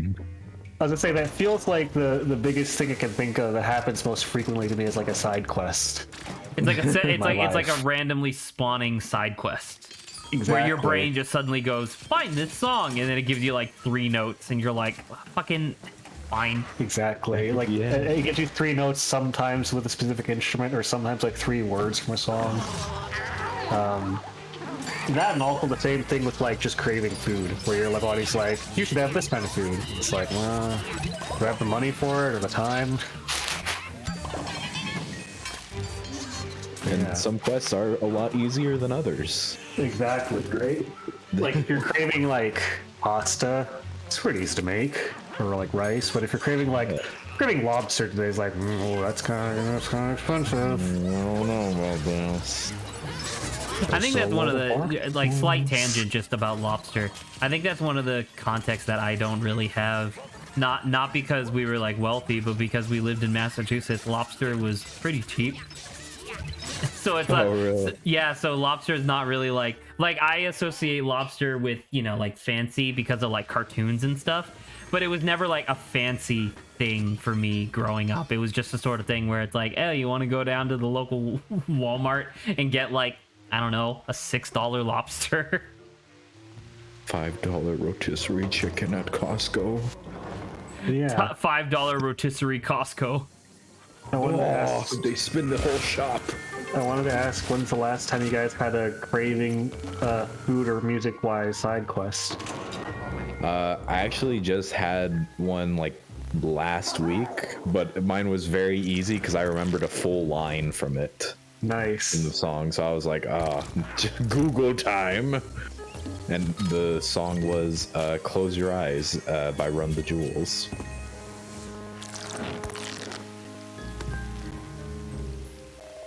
I don't know about anybody else. Also, Lawrence is leaving and coming back. Lawrence Crying. God bless is a Lawrence. big dumb and hate him. Oh no. I've never liked Lawrence. Oh no. Zach. I'm trying to think. I think because I do have a propensity for trying to find like video game soundtracks and stuff, since that's like normally what I listen to just like around the house. And there'll be times where I'm like man, what was that one song from that one boss fight from that one JRPG I played one time fucking decades ago? But it had a really good song. Yeah. And I'll be like, oh Man. I listen to such fucked up bad music that oftentimes it will not be a good song. Oh no. And my brain's just like, remember this shitty song that sucked, and you're like, I hate this song. Hey, listen to it again. Hey there, Lawrence. Yes. My audio was hello. being a little funky. Oh, But now that's it's not working. good.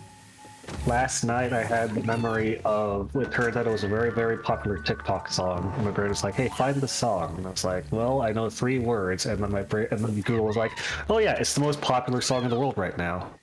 Oh my god. It's like, huh, that's out of character for me, given I listen to old, janky, weird hipster music. Adrian's an influencer.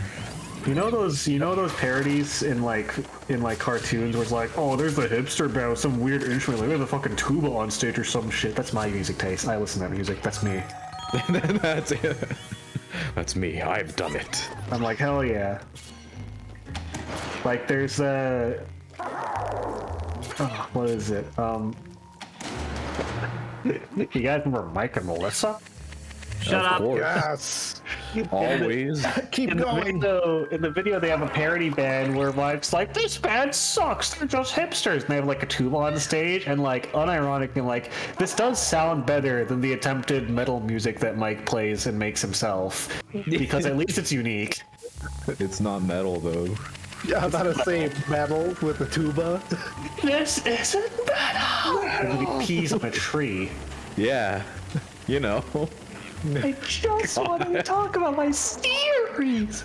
Yeah, I love Mike and Melissa. Whenever doesn't? when I finally get like more comfortable with my employment situation, I really look forward to being able to finish my Bowser's Inside Story video.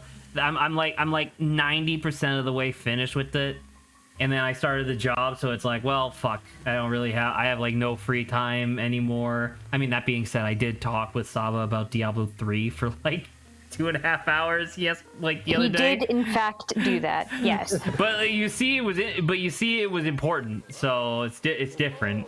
It was important. I literally did that instead of having dinner. Oh my my. god. I had like a snack beforehand, but anywho, the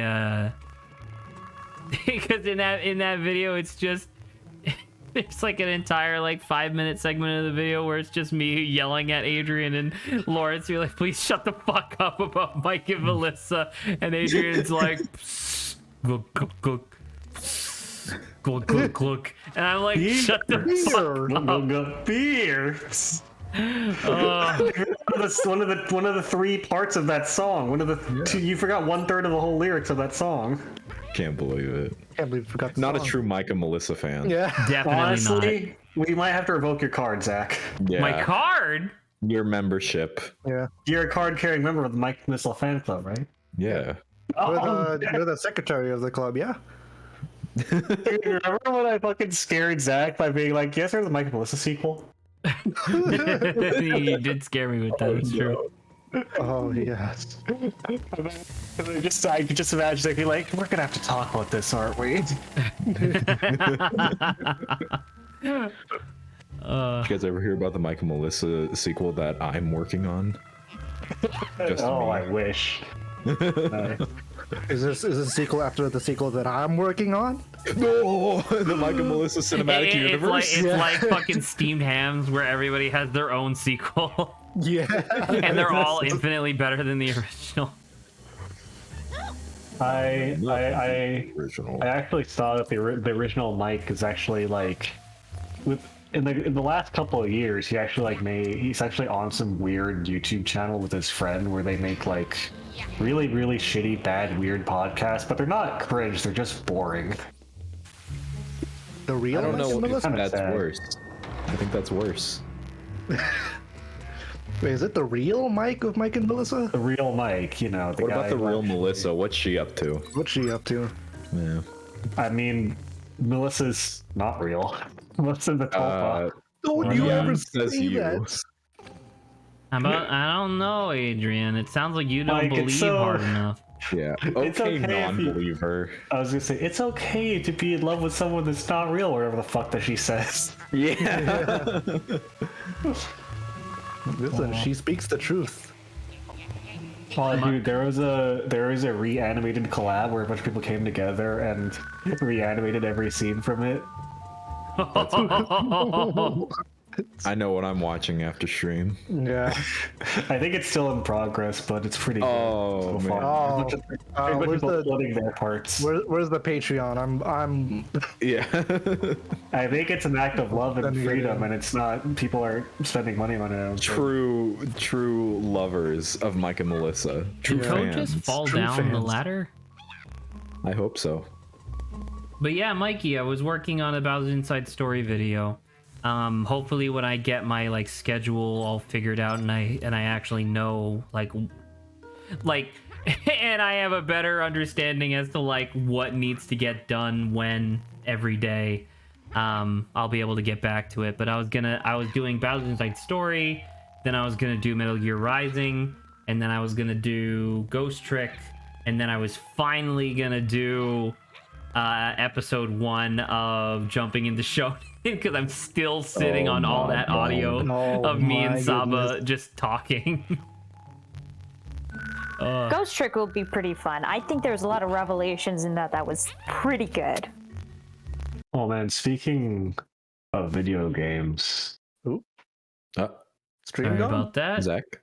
I am still here. We're okay. only Zach stopped watching video games. Every time someone says he goes into a fit of rage. Zach hates video games. He's the It's king of true. video games, self-proclaimed, and no one else allowed to talk about them in his presence. Yeah. The How Dark the fuck Souls do I of get outta video game here? haters. But speaking of that, you guys know what video game I've been getting to recently where I feel like Zach is non-caring at best about? Lego Star Wars. Fire Emblem Three Houses. Oh, nice. I mean, that's fine. I was gonna It seems it's- like a cool game. I'm Seems like surprised that's your opinion, Zach. Why? I guess I expected you to be a little more contrarian about it because it's very much an anime dating game with a layer of if you hate yourself, there's a setting to make this game unplayable. I'm about to say I'm aware of what Fire Emblem is. You know, I have no qualms or misconceptions about what it is and For sure. the kind of damage that it can do to a person. Their brain. For the most part, Fire Emblem gets a pass in my book because goddamn, that's like the number one thing you need in a dating game is people that you God, want to hot date, and characters. there's only like 2 people in that whole game that I'm not interested in, Wow. and both of them are women. I'm like, what the fuck? Man. I was gonna say, which of the game's casts are you familiar with? Because every game they have a new fucking cast of waifus and husbandos. Well, you're talking about 3 houses, right? I was gonna say, yeah. I'm like doesn't wanna vaguely date the familiar with house. most of them. Are you aware of Bernadetta, whose character trait is that she panics every time anyone talks to her for any reason?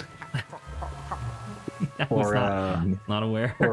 or Linfart, whose character trait is that he's secretly a genius, has green hair, and constantly sleeps. Which means he was made for me. What a-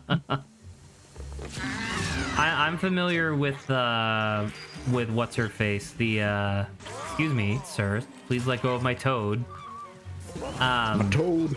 I'm familiar with I think she's like an instructor or something at the school, but she's like this older woman who is just an absolute like mess. She's like she's like a day drinker, and like she's really rude and just like an awful person apparently. And Zach's like, finally. No, she's one of the ones I hate. I hate this character archetype. Is she the one that looks like the good for her meme? Yes. Yeah, I know which one you're talking about. Because she does look like that meme when you think about it. She does. She does a lot. In fact, she's even holding the wine. Yeah. She's an alcoholic. There's that one, that's and the then there's the joke. leader of like the Red House, and that's mostly because she's a magic Nazi, I think. Edelgard, except people call. fucking red.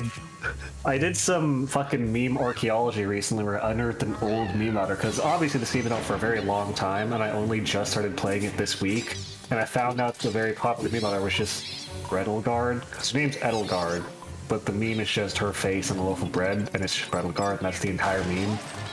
Nice. Yeah, that sounds like a meme that the internet would make. It does sound like a meme. Yeah. There was the creator of the Binding of Isaac series. His name is Ed McMillan, and there was a period of time where he was blocking people on Twitter because people just kept sending him pictures of a loaf of bread with his face on it because he's Breadman McMillan. There you go. It's just like, Oh, internet. it's the same joke. Oh, memes. The power. The power of memes. Oh, The power within. There's also Raphael, whose character trait is that he's the only character in the entire fucking show that looks plausibly like he was a soldier or is a soldier, and his whole personality is that he likes eating and training. I thought Raphael was cool but rude.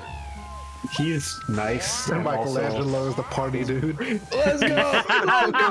Oh my God, Lawrence! oh I my can't God, believe I it. wish. The absolute fucking mad go, lad. I Lawrence. can't believe it. I can't grab. What the fuck? You grabbed that key out of the back of my mind, unlocked some nostalgic. Did you watch the memory. original? I think so. I watched a lot of TMNT. I don't. Fucking go. I can't recall which one is the original. I mean, that's the original theme song. At least, yeah, those were the words in it, and it was used in later seasons. I'm glad, Lauren. I'm happy now. I watched the fuck out of the 'Cause original 80s there was no cartoon. fucking way I was gonna possibly remember that. I was sometimes you just make jokes on here for yourself, and that was one of my times. I wasn't expecting anyone else. Grant, I cannot lie when I have never empathized more with something you said than sometimes you just make jokes for yourself. Yeah. Like, for example, for the Excuse you, balloons. you guys have been making jokes for yourself? How did you get these past customs? The only jokes that are allowed in here are the ones that are for everybody. Like when we talk about Pokemon and Lawrence just sits there.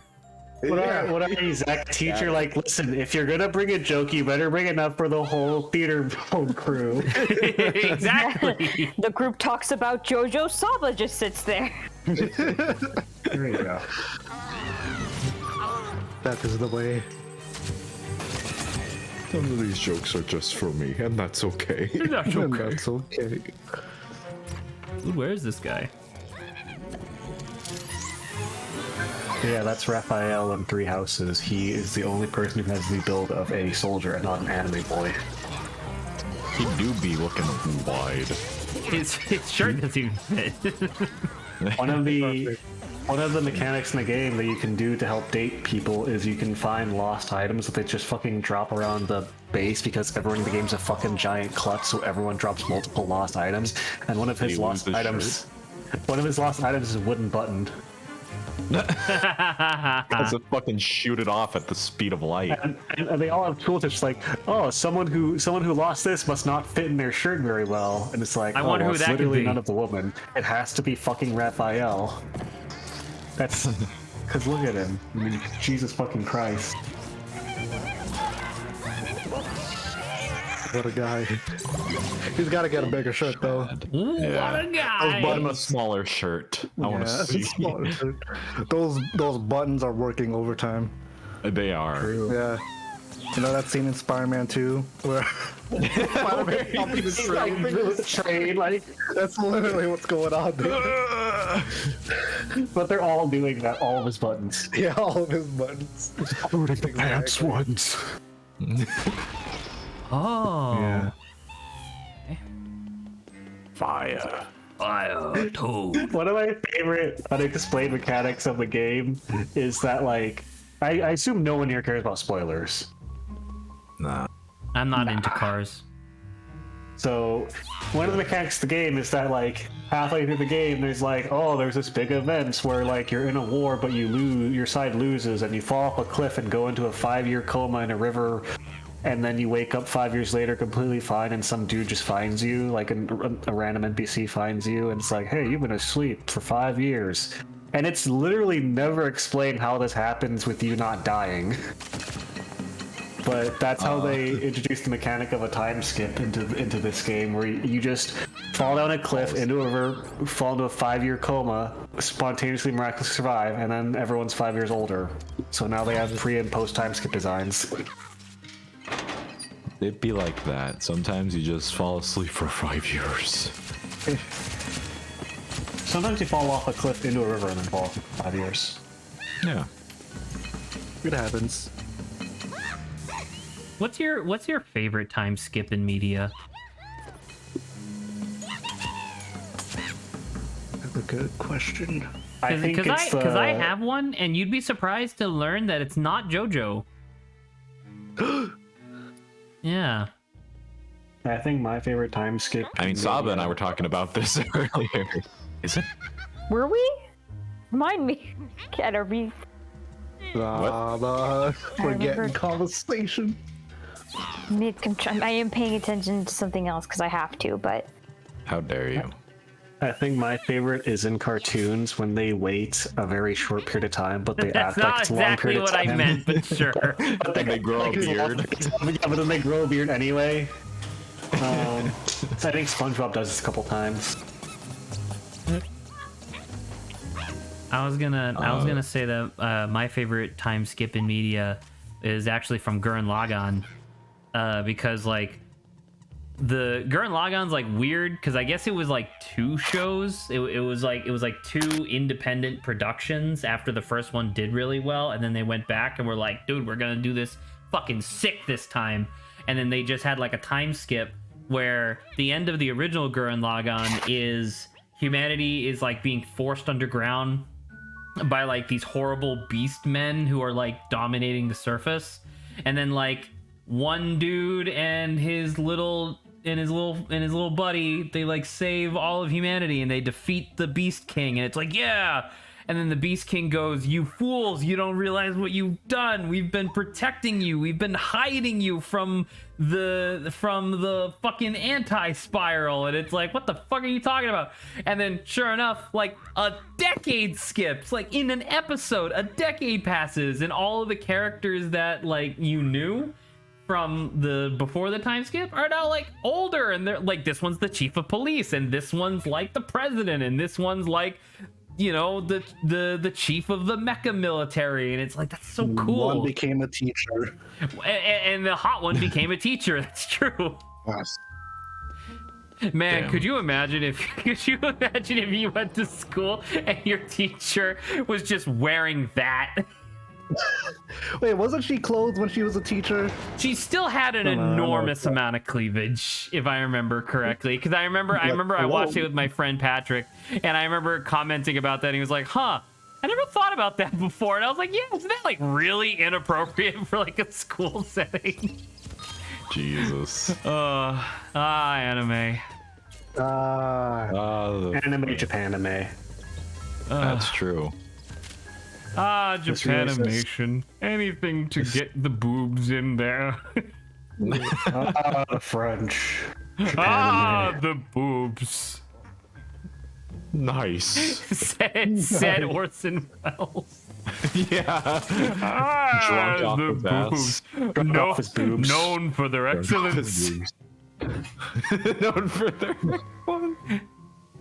There's a California boobs. No, that's the Katy Perry song.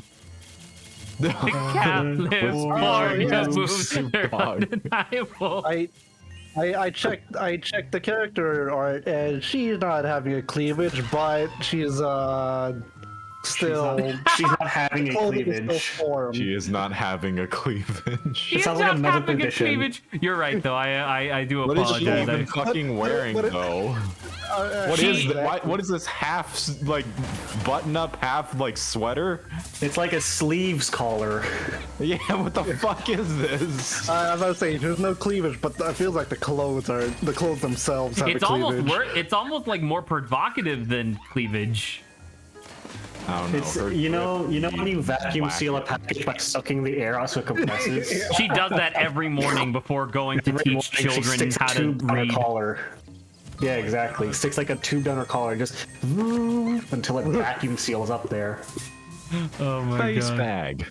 What was her name again? Was it Yoko? Yoko. It was Yoko? Okay. Yeah. She was you guys remember me telling you the heart palpitation story? Yeah, where we passed out or a nosebleed or something. Well, I didn't pass out, and I didn't get an anime nosebleed. No, but it was like heart palpitations are they're normally associated with like elderly, and it's literally any time. It's not necessarily an arrhythmia of the heart. It's usually like an arrhythmia is like protracted over like multiple hours, whereas a palpitation is just like a sudden attack of like irregular heartbeat. And it was Yoko that did it to me. Where you're like, oh. Well, no, because it was the first. Well, I say she was the one that did it to me, but it was the first time that I had ever like noticed it, and I mentioned it to my parents, and they were like, "You gotta go to the hospital." Well, I didn't say that a big titty anime girl did it, but I said like, yeah, I was at Patrick's house and my heart felt really bad. Your parents put a lineup of anime girls like, all right, son, who did it? Which one of these women? like it was a police lineup. Yeah, or like it was like 4 anime girls and 1 random dude who like was picked off the street. It's like, all right, son, which one of these people?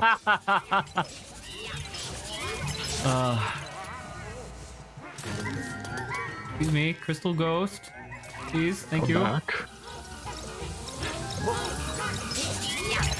Get him. Well, Grant, what's the next banter topic? Because I know you're leaving in like 20 minutes. Jesse has one. We did that. Did the marketing is the perfect scam. Really? We're already there? Because I put that in like today. I was at work when I put that in. Oh wait, I didn't scroll up. Grant. Well, I can do marketing is the perfect scam because it is undoubtedly the perfect scam. We were doing part of the training, like my class for training has been doing is like we're like way ahead of schedule for where we need to be, and part of the outcome of that is that we got to just pick whatever we wanted from like the extracurriculars. And so the one that I chose was because I remember Saba and I having this conversation previously, and then Saba asked this the other day. It was essentially a module that was like how to provide value, or sorry, how to prove value in the workplace. And essentially what it worked out to was like, how do the different departments in a company prove that they are doing a good job? Like, how do they do that? And you'll not be surprised in the slightest to know that for the most part it comes down to like financial records and financial reports at the end of each fiscal quarter. Surprise, surprise. But like there was a part where they talk about it and it's like, oh yeah, the marketing department of most companies don't have to prove that they actually earned the company money. If the company made more money this quarter than it did last quarter, marketing can claim that they had that they participated in that, and they get like benefits from it, like they get a bunch of thumbs up from executives. But if the company lost money compared to the previous quarter, they can just blame it on literally everybody else, and they did their job properly. Oh and I'm God. like, what? Yeah, see, this is why the art majors need to unite with the STEM majors against the business majors. Pretty much. Yeah, that sounds agreeable. It was like really shocking because it was just like the module that I was listening to just kind of passively said it with like such a straight face, like it was the most obvious thing in the world. I'm like, that's awful. so yeah, I don't know. I guess from a business perspective, marketing is the perfect scam. So you ever just like hear someone be straight up evil, and then you're like, oh, you're evil. You're just evil. I don't know. You are like, I'm not right. I'm not a paladin. It's not my job to smite you. But if there was one around here, they would smite you because you're evil. I don't have my paladin license yet. Just letting you know, it's not my job. I'm not going to send you one or anything, but just as a heads up, if a paladin does come into the world, they will smite you. Maybe not right away, but eventually. You are on the smite list for sure, my friend. So, yeah. Fuck you, you're evil. But what if we pay you? He's like, all right, you're still What if evil. we pay you but like a lot though? a lot of money. He's like, all right, you're still evil, but What if we don't want pay some, you? want But some say the coffee reason or? what if we don't pay? But say the reason we didn't pay is because our other sectors weren't doing as well. So we would pay you if we could, but we can't. So you guys should blame them because they're being you by not letting us pay you. Oh my god. We live in a society. We live in a society.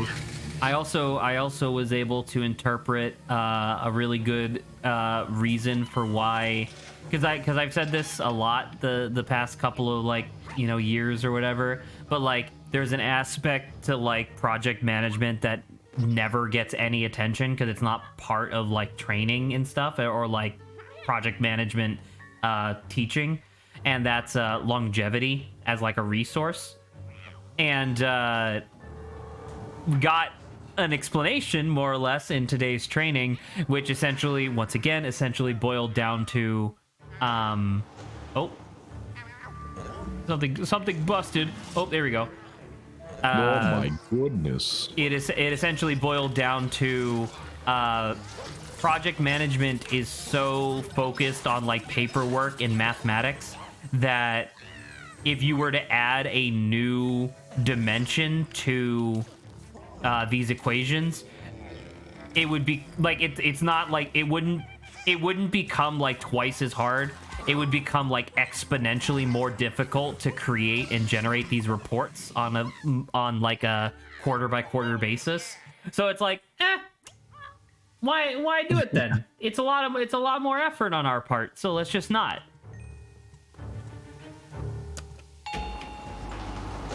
There we go. I don't know. But anywho, that was just that topic. I just wanted to bring that up because I thought it was kind of nuts. The idea that like marketing at a lot of companies just has like a free pass.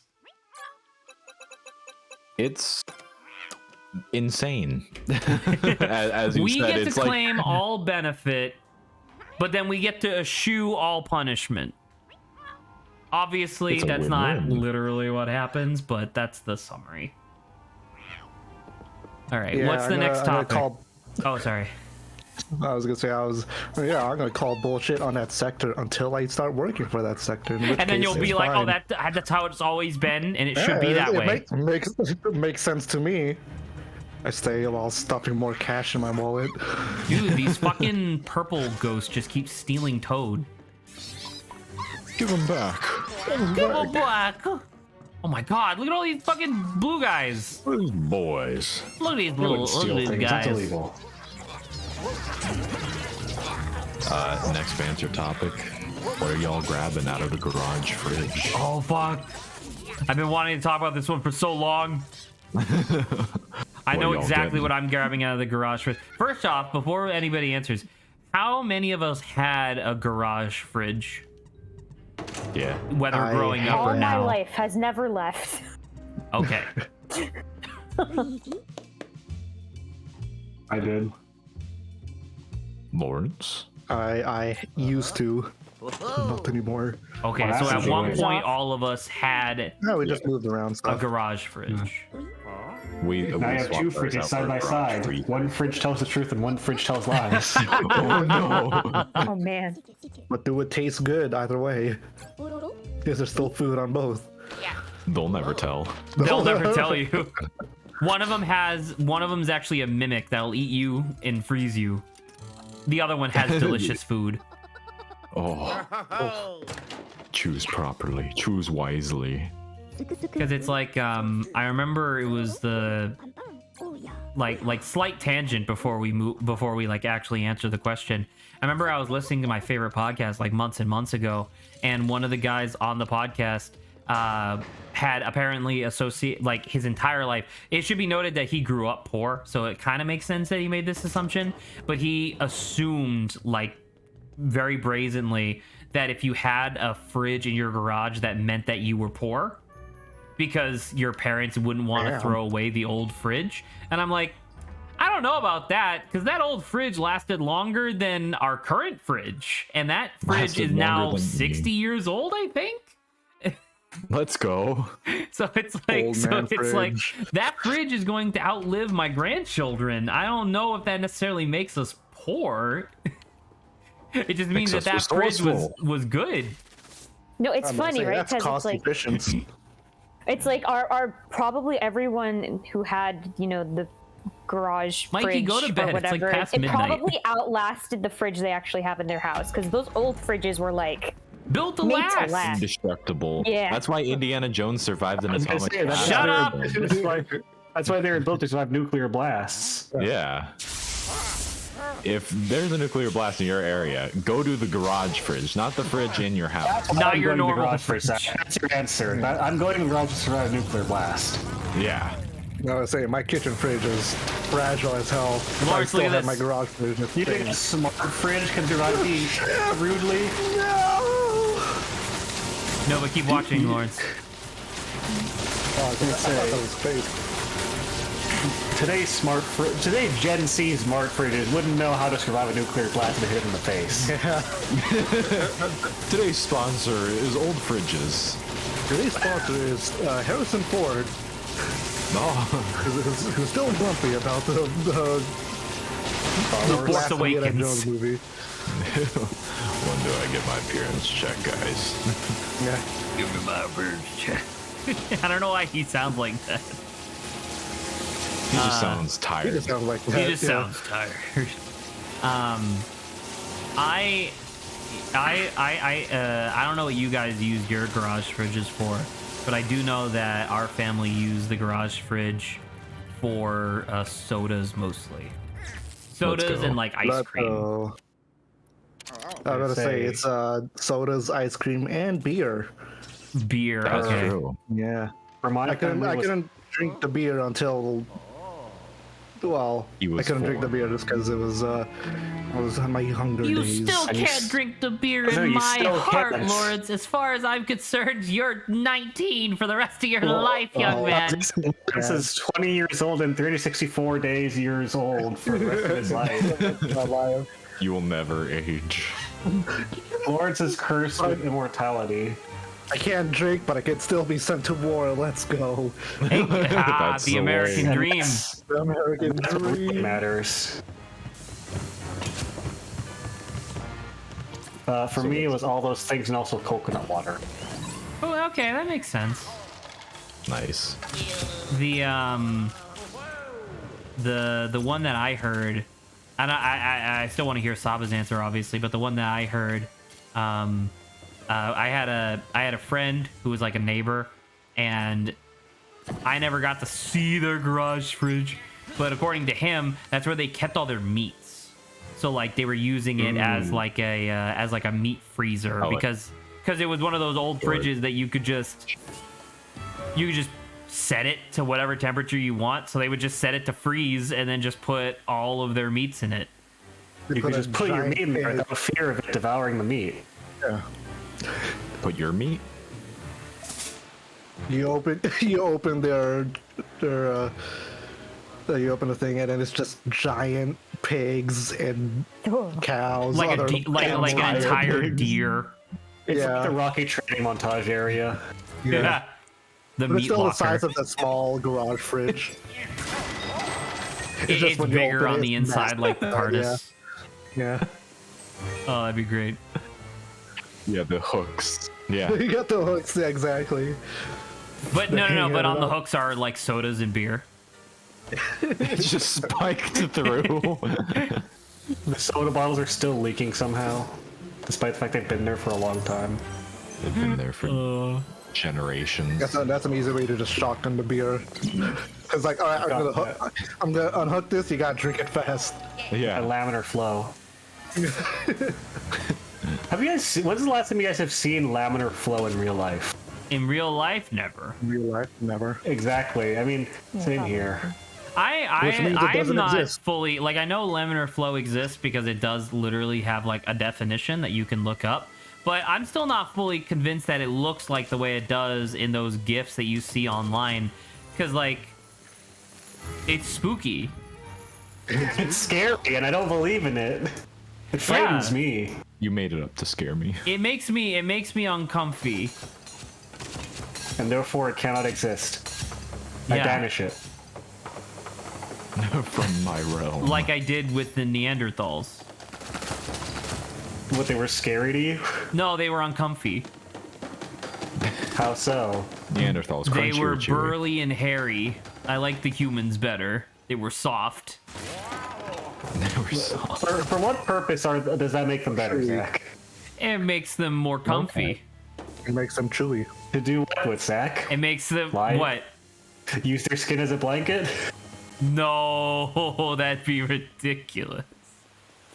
Anyway, Zach says as he looks at all the insulation in his room, like all his room's mic insulation is made of Dripping. human skin. Yeah, dripping with blood. Yeah. look at that boat. I like how in this room you can clearly see It deflects. the back. You can see the walls, yeah.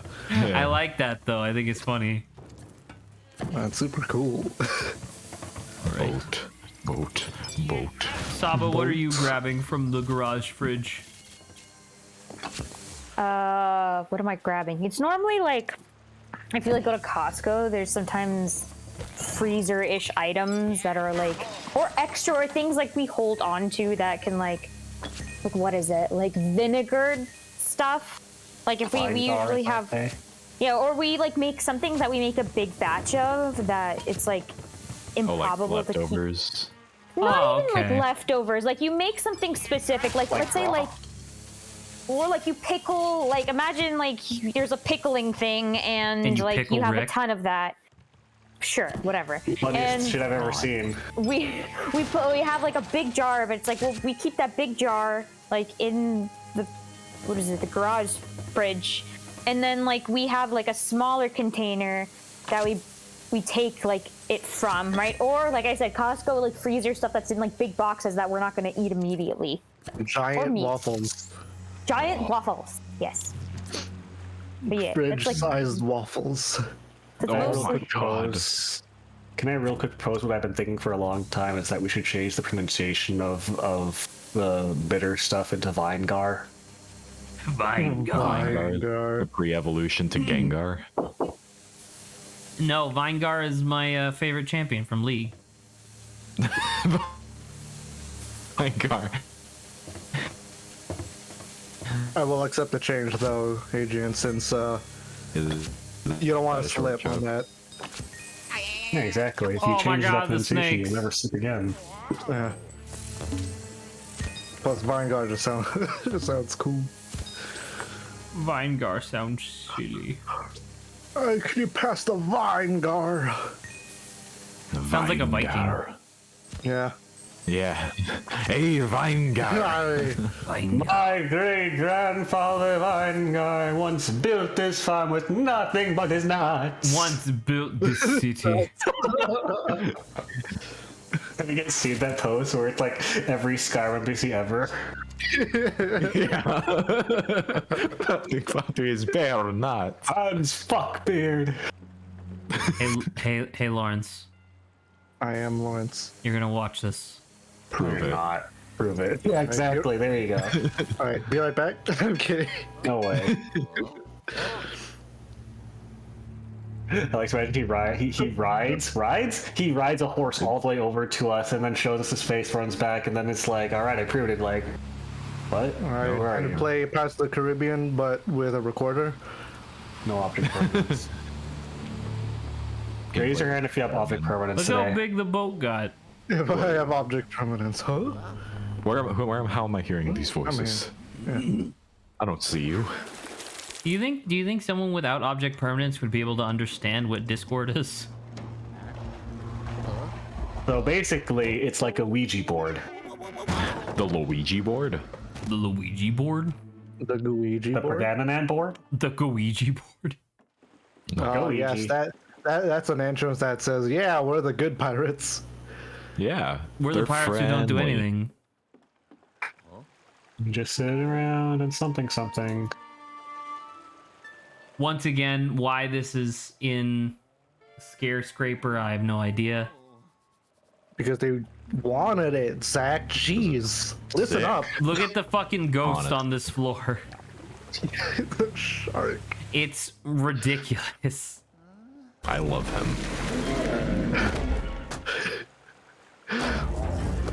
Oh, wait for it. Oh, there it is. Yar.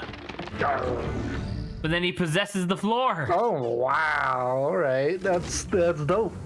I see you, shark. I see you. Grant, I don't remember how to. gonna beat her I don't back. remember how to fight this. They throw the exploding barrels at you. You have to suck it and shoot it into his open mouth. But what about this target? Oh, I gotta take you that wait. line for the future. How was that, Grant? Because then he that was pretty good. When he flips the ship, you have to suck onto the. You have to plunger the target, and then hold on when he flips the ship. When he flips his Closed shit. his mouth. He flips it. You didn't tell me he was gonna close his mouth, Grant. But what if There you go. he's coming to debate you? You know that they did this because they had just recently seen Monster House. Monster House. Exactly, Monster House on Yeah. Netflix. Monster House. God. Monster House. Do you know who directed Monster House? Steven Spielberg.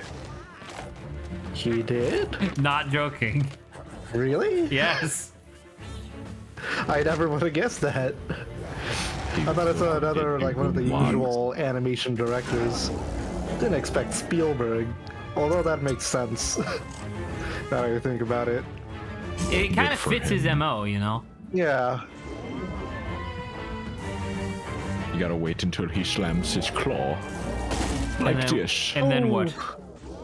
And then, suck, I think. I don't know. Just suck? Oh, golly. Oh, there you can't go. just You got the suck. suck.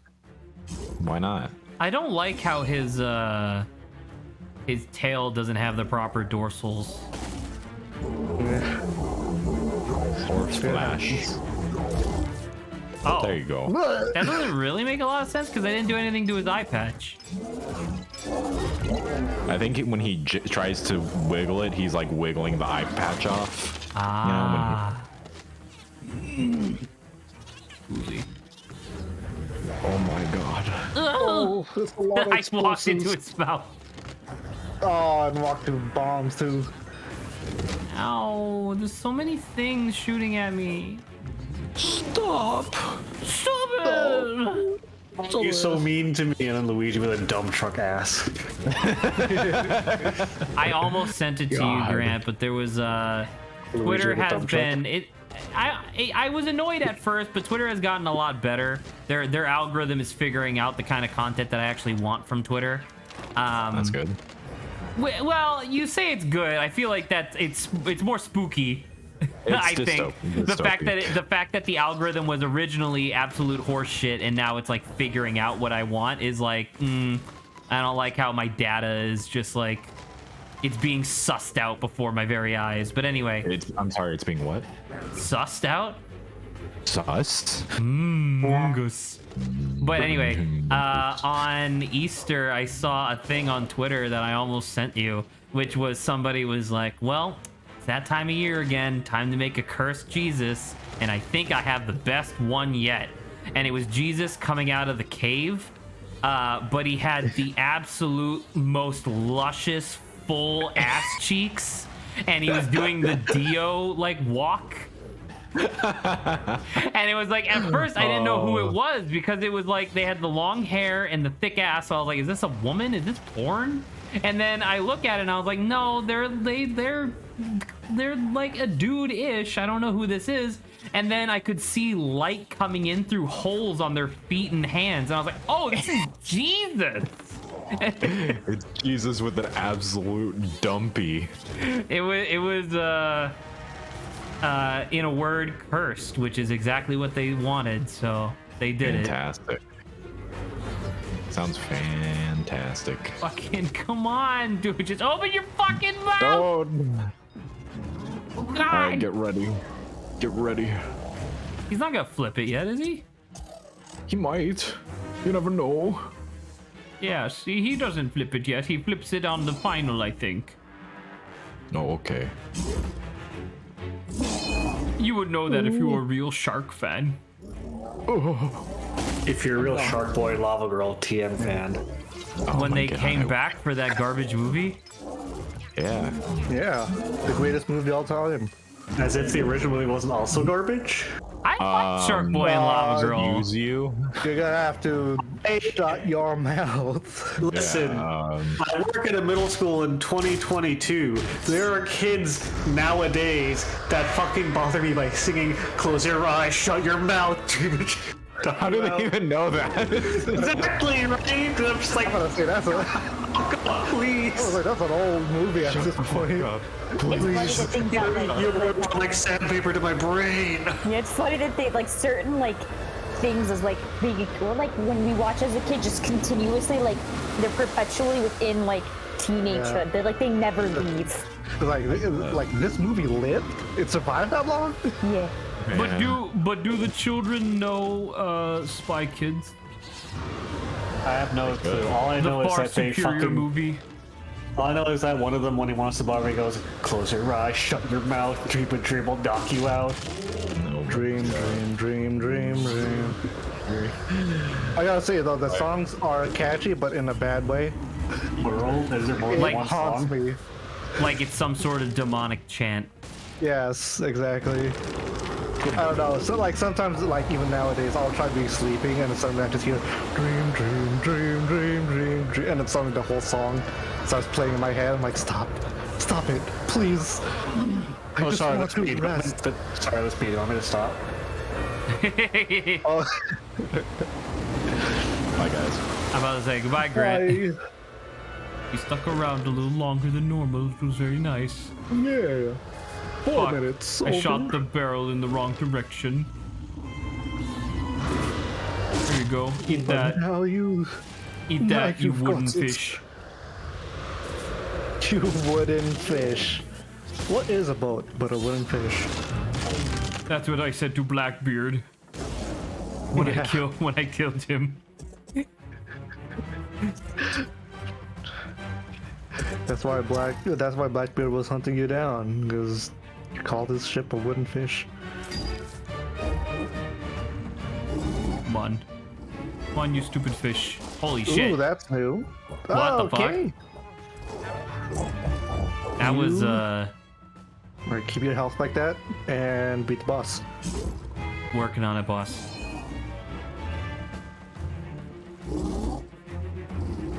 Oh, he's doing it again. Dip. You like that? Those some smooth moves. There you go. There you go. I think this is it.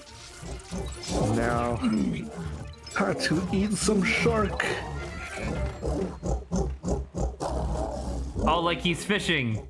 Yeah. That was great. Oh, If I remember correctly, the next few floors go kind of quickly, I think. No, time to speed run the segment. So let's go. Because I'm having a lot of fun with this, but I do kind of want to move on. I'm not gonna lie, I kind of want to go back to Pikmin. I mean, that's what's next on the docket anyway, but I want to go back to Pikmin. Yeah. Well, since you're almost done, shouldn't be a problem. What's the next banter topic? The next banter topic is... I don't know which ones you guys already did. Say them and I'll yell them at you. I guess I'll start from new to old. No, do is it- old to new. That's why we have a queue. Is it bad to live around something specific? We did that. We I'm talked just gonna about that for completely like ignore. 40 minutes. We got it. All right. Saba, actually, I don't know. Maybe you guys have an opinion on that, but Saba initially was asking based on the example of like Disney adults, right? Yeah. Because a lot of people disparage Disney adults. Yeah, because I had read an article being like this Disney couple or like this couple built their house 10 minutes away from Disney. It was either Disneyland or Disney World, but Either or. and like in order to be able to, so they were like avid Disney fans. Like the inside of their house was like a lot of Disney stuff and all like this kind of stuff. But that's where this question originated from. And Continues so out. it came from Okay, that. makes more sense. And the discussion eventually came down to Kasaba was asking like, why is that cringe, whereas other things might not be cringe, right? And we by Saba, myself, and Grant, essentially came to the conclusion eventually that it was largely the contributing factor of like bad actors within a community. Because like, oh, look at that. Because like a lot of people within the like adult Disney community are really embarrassing and do things that are really embarrassing because they don't have like they don't have self-control, I guess, or something along those lines. You know, bad actors. I mean, I could say self-control, like almost like to a degree, or like, oh, like what is it? Like, oh, they're no, well, they don't have any shame. Like they're almost a little bit rude about like their kind of stuff, where it's like they, of course, like some of Disney's for kids, some of it's for adults, but they act like entitled to it, maybe a little bit. I don't know if I'm like.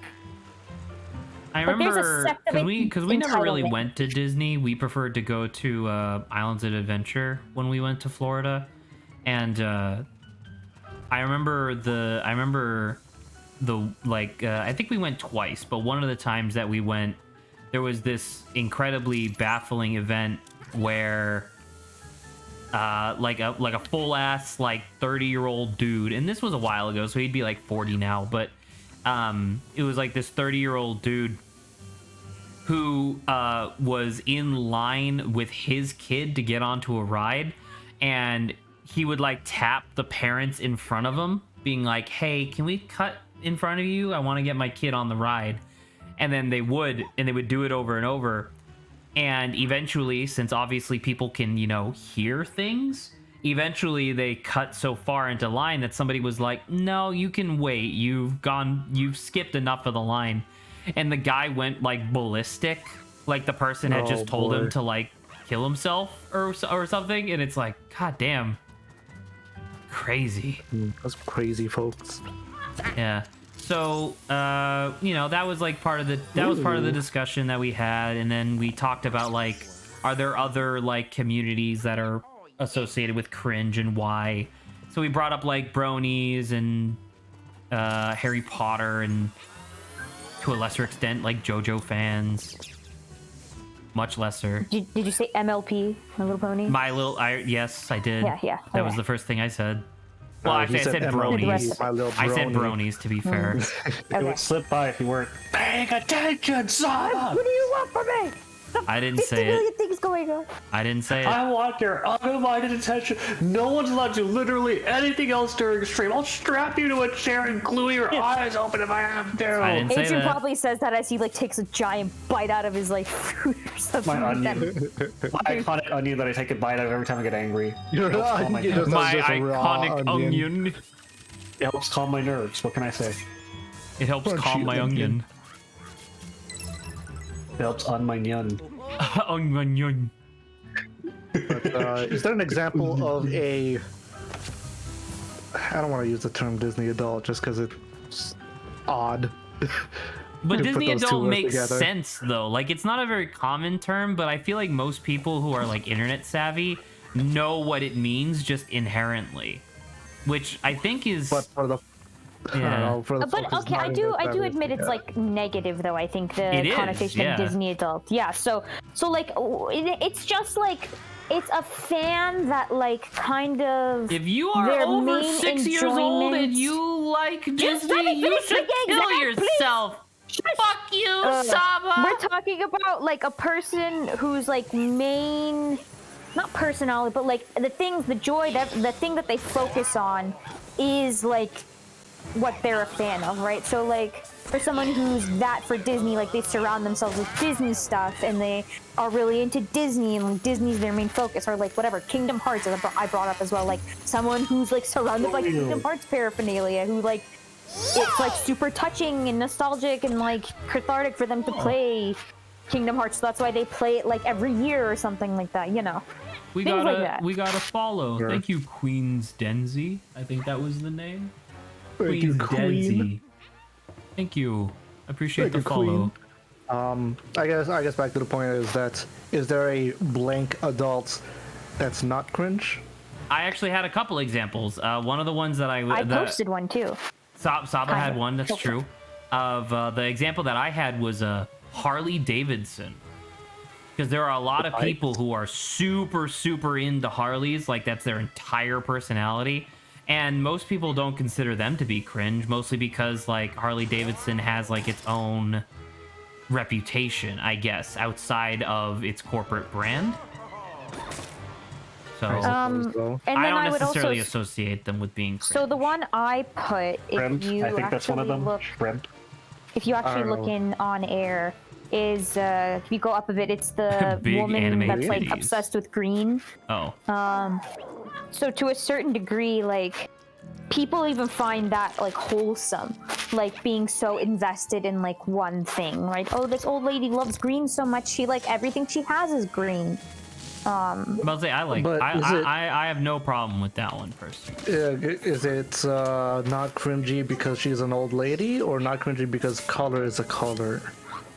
I personally find be... I'll let you go, Saba, sorry.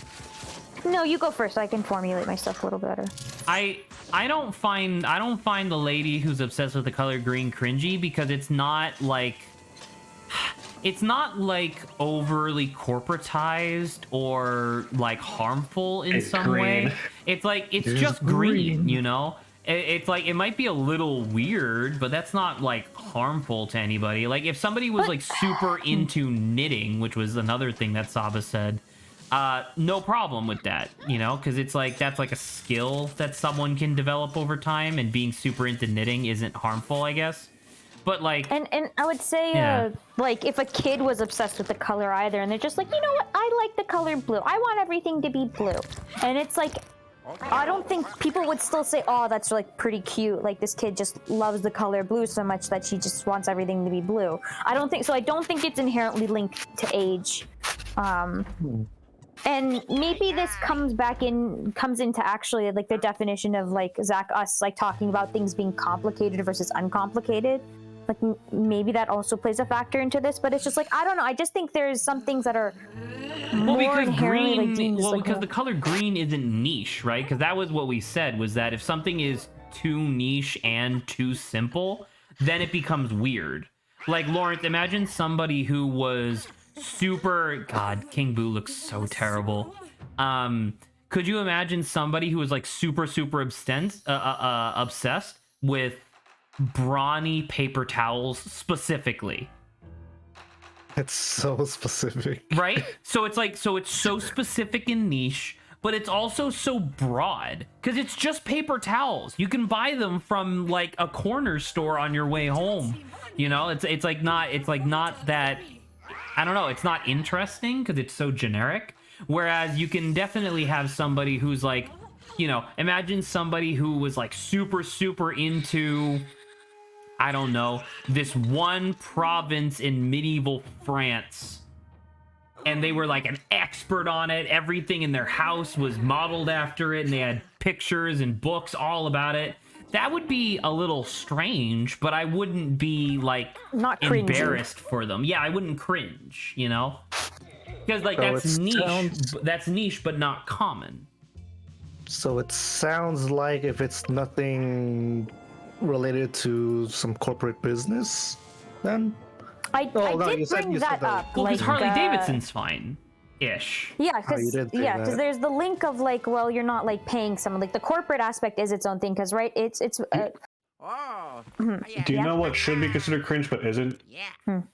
NASCAR adults. I don't know enough about those guys. I can't even begin to tell you how much I do think that NASCAR adults are cringe. Because I live near Charlotte, North Carolina, which has the biggest NASCAR track in the entire continental United States. And there are people here who will go to a NASCAR race just to see people crash.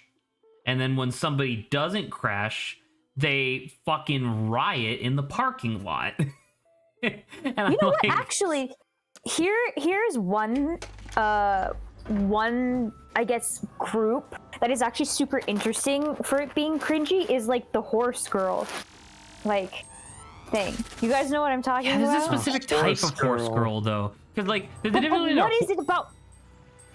There's a difference between like horse girl, like the middle school like girl that's super into horses, and like somebody who's like really into ranching.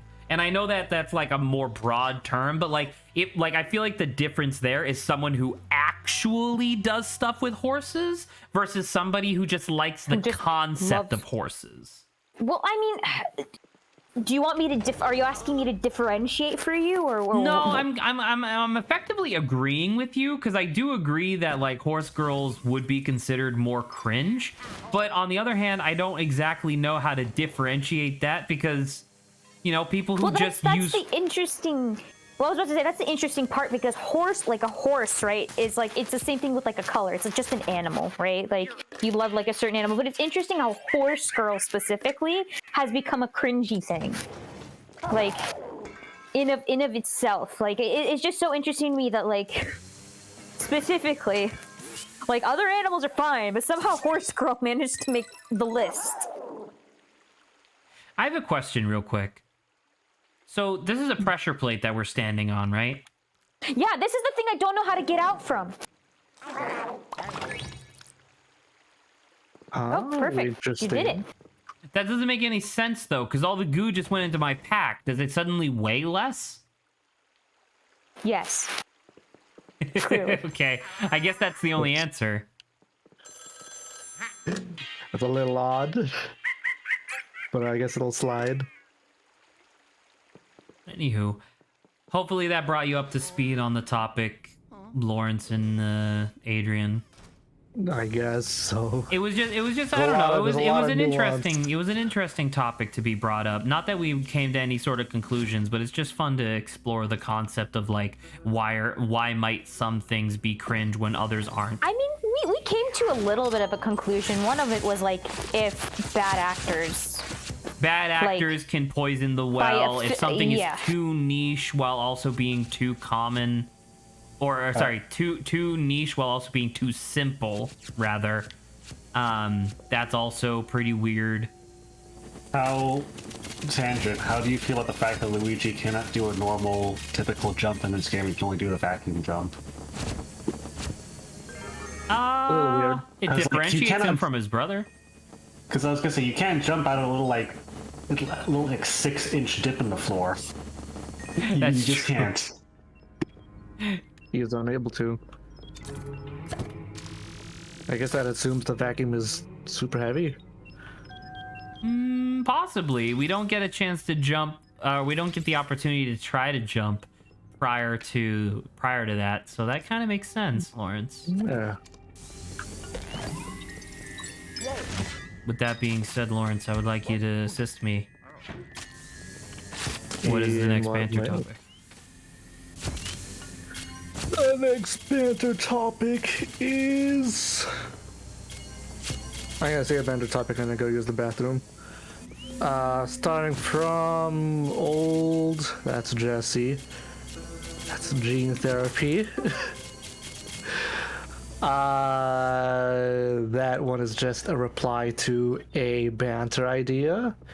This one is Grant. That one's Jesse again. Game mechanics and glitches in real life has a different symbol. That just means reoccurring topic. If Adrian has another one that he wants to bring up, he can. I was just thinking of side quests, but we could expand on that if you want. But sure, while Lawrence goes to the bathroom, that makes sense. So, because like my favorite versions of this conversation that we've had so far are when it's like two versions of the same type of mechanic, like two different implementations of the same type of mechanic, but now it's suddenly in like a real world context. So I would like to do that with like side quests. Like, which do you want from your side quests, money or skill points? Ooh, what does skill points mean in real life? Like, what I'm thinking of is that, like, when you play cycles, you get like some ambiguous skill points, and you can use them to invest in a skill. And the more the higher the skill level is, the harder it is to increase your level in it. So like diminishing returns. Like if you're already really, really high level, like let's say like you're really strong already, then it takes more skill points to get up to the next level. But you could use your miscellaneous skill points to just get better at things you're weak at to become more all well-rounded if you want. I or suppose contribute to so, like. but like if you get just money, right? Like if that's what you choose to get instead, wouldn't you be spending money to better yourself in general? I mean, I don't spend money trying to get stronger every day. I guess physically. I guess that's true. Because I'm thinking about it, and it's like if you were to go to like a gym, right, to get like stronger, that's not only money, it's also time and effort. Whereas like if you just do a side quest for a skill point, you just get to skip all of that. And that's pretty good. Exactly. Like almost to the point where I don't think that money is even equivalent anymore. I feel like this either or question's a little lopsided. Well, the thing is that like it wouldn't increase your strength by like a tremendous amount. Like it would correspond, the money and the skill would correspond to like the difficulty of the task. So like a music popping into your head would probably be a pretty low reward side quest, but like I don't know, your cousin asking you a favor might be slightly higher. Or like, hey, help me move next weekend, please. Right. But what? Okay, so like, what would? So okay, let's say that it's your cousin. It's your cousin's side quest, right? They're asking for help moving this weekend. How much money is this side quest worth? Not skill points, just money. You can say any arbitrary thing. So I feel like it'd be like pretty high. Because like movers cost a lot of money, and you're basically being a mover, It but is it's for your family cousin. though. Exactly. So like, it's not the same rate as a mover, but it's definitely higher than like $2 or something. I'd say like maybe a couple tens of dollars at least. I was gonna say like $50, maybe. Yeah, sounds about right. 50 bucks sounds about right. Okay, so what is the equivalent? Like how many skill points is equivalent to $50 then? Like, because that's what we need to define. We need to define like how. We need to define how skill points and dollars translate to each other in order to properly determine this. You know what I mean? It's rough. It's hard to do. Another route that you could go potentially is like the skill points you get correspond to the task you do, which just seems pretty logical. Like, if you help your cousin move, you gain like however many points in house moving. Well, I think it'd be more into like broad like strength or like endurance or whatever. Oh, because okay. you're like physically moving stuff. Sure. That makes sense. Or like, again, going back to the music thing, like if you successfully find a thing, you could like level up like your searching or memorization skills or something.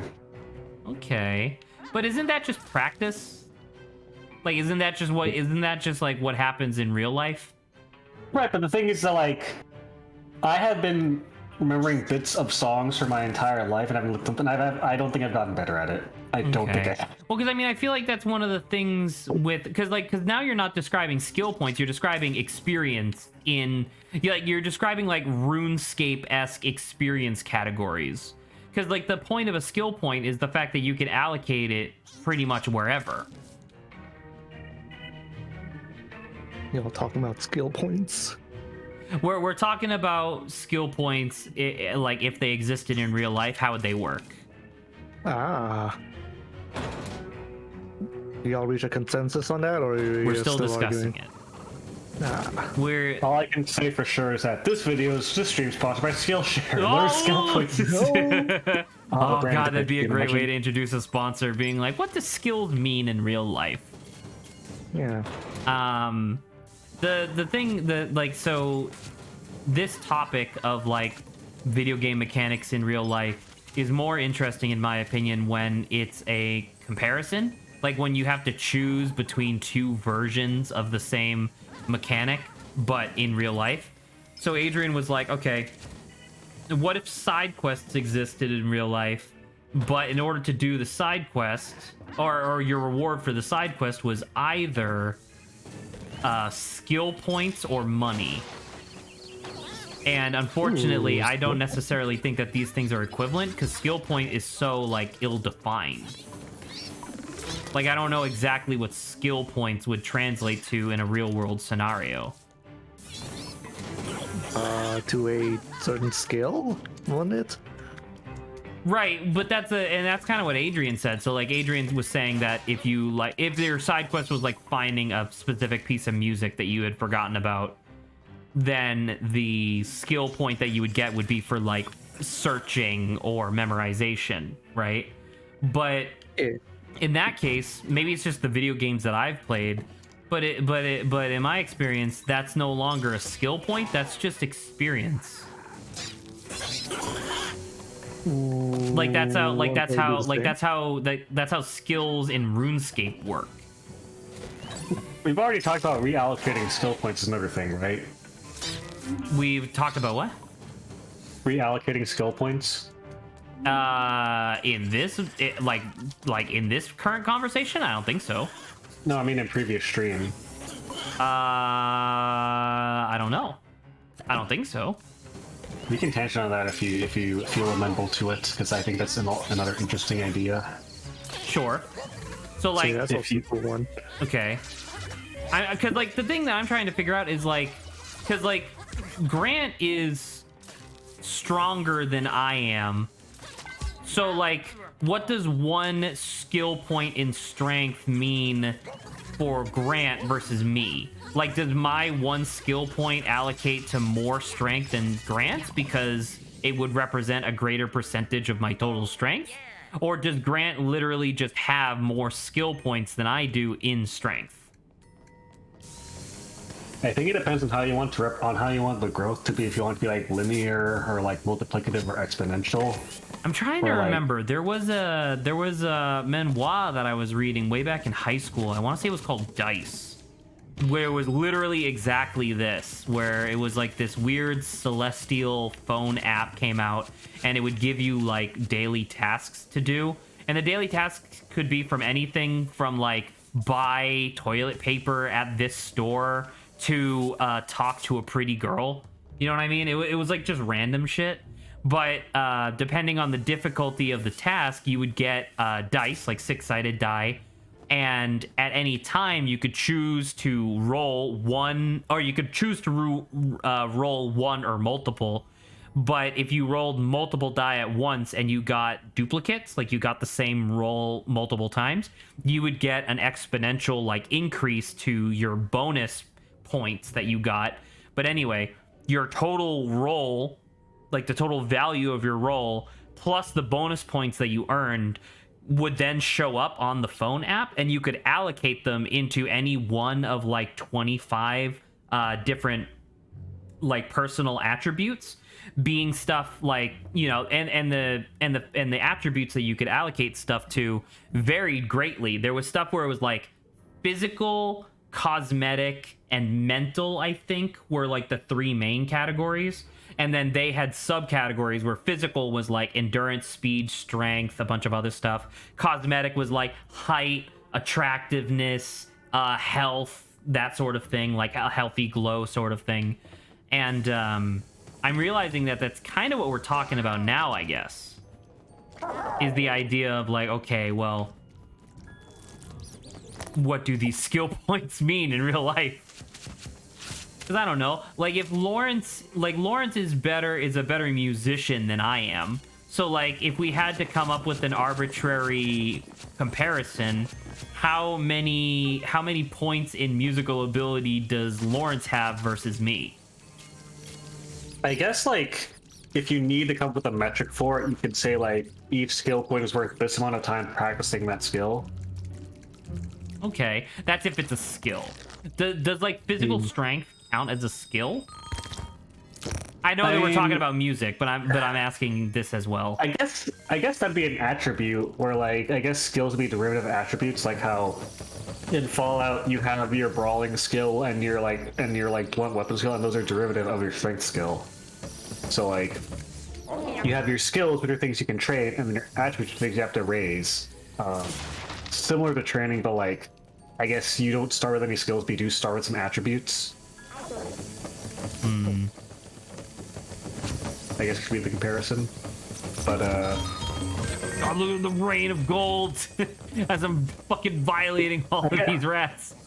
I guess that'd be interesting because like I have a certain belief as far as artistic practices go where like oh shit okay I'm good. I have a certain belief as far as where anyone can I personally think achieve any level of skill in art. It comes down to a matter of willingness and time to practice because a lot of people will see they're not good at art and then be like I'm not good at art, get discouraged and give up, and that's what most people do when they're drawing. But I think the main thing with artists is that like maybe there is some degree of like, oh well, I just have a knack for it, but also definitely there's almost always the factor of like, oh well, I know I'm bad at it right now, but I am willing to put in the time and effort, and I will. So I think that like there's a sense of tenacity, but I mean there's also talent as well. I think there's both. I think that there are definitely certain artistic individuals in which their hour is worth more than somebody else's hour of practice. Right, exactly. So like, I think that would be interesting if like you have like a talent modifier. Yeah. Well, there's also like because there are intelligent ways to practice compared to others, like. If you are like training your strength by just like punching the air, that's not going to be as effective as you training your strength at doing push-ups because you're just punching the air, especially if you have really bad form. So yeah, I think punching that, like, the air. Yeah.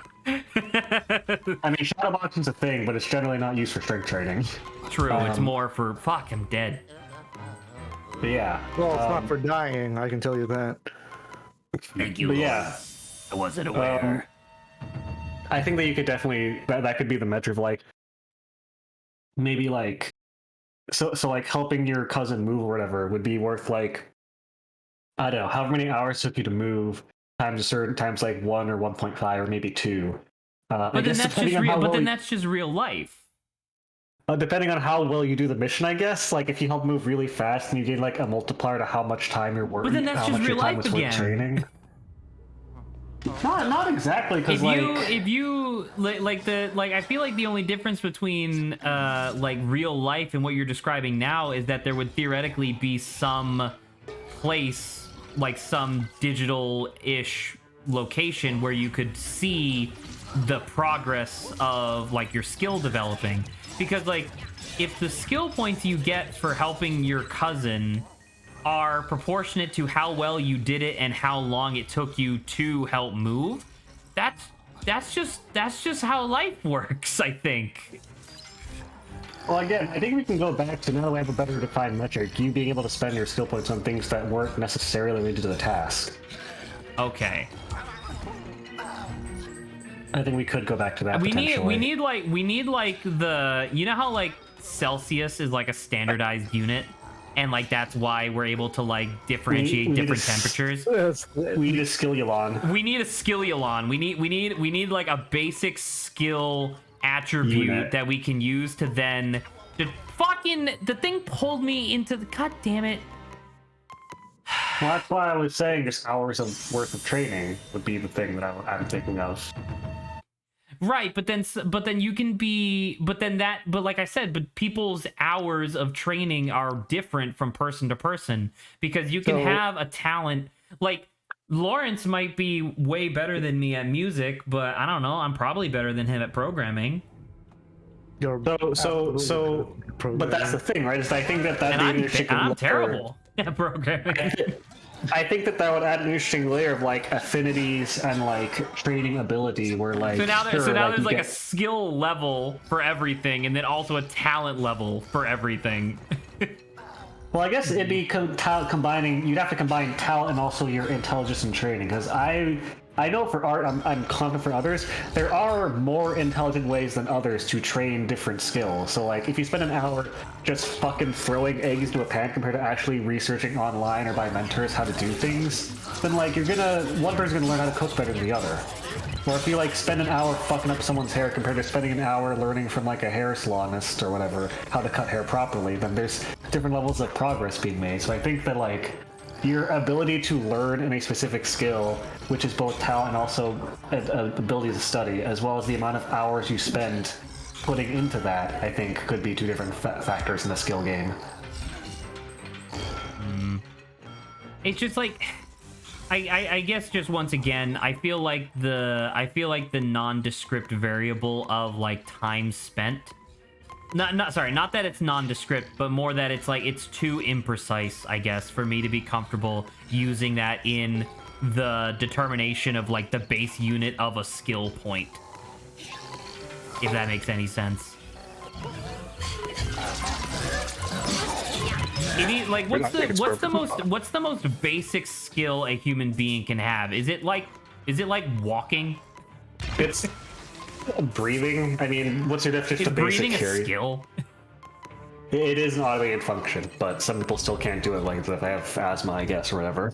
Well, that's like a health condition. That's not really like a skill.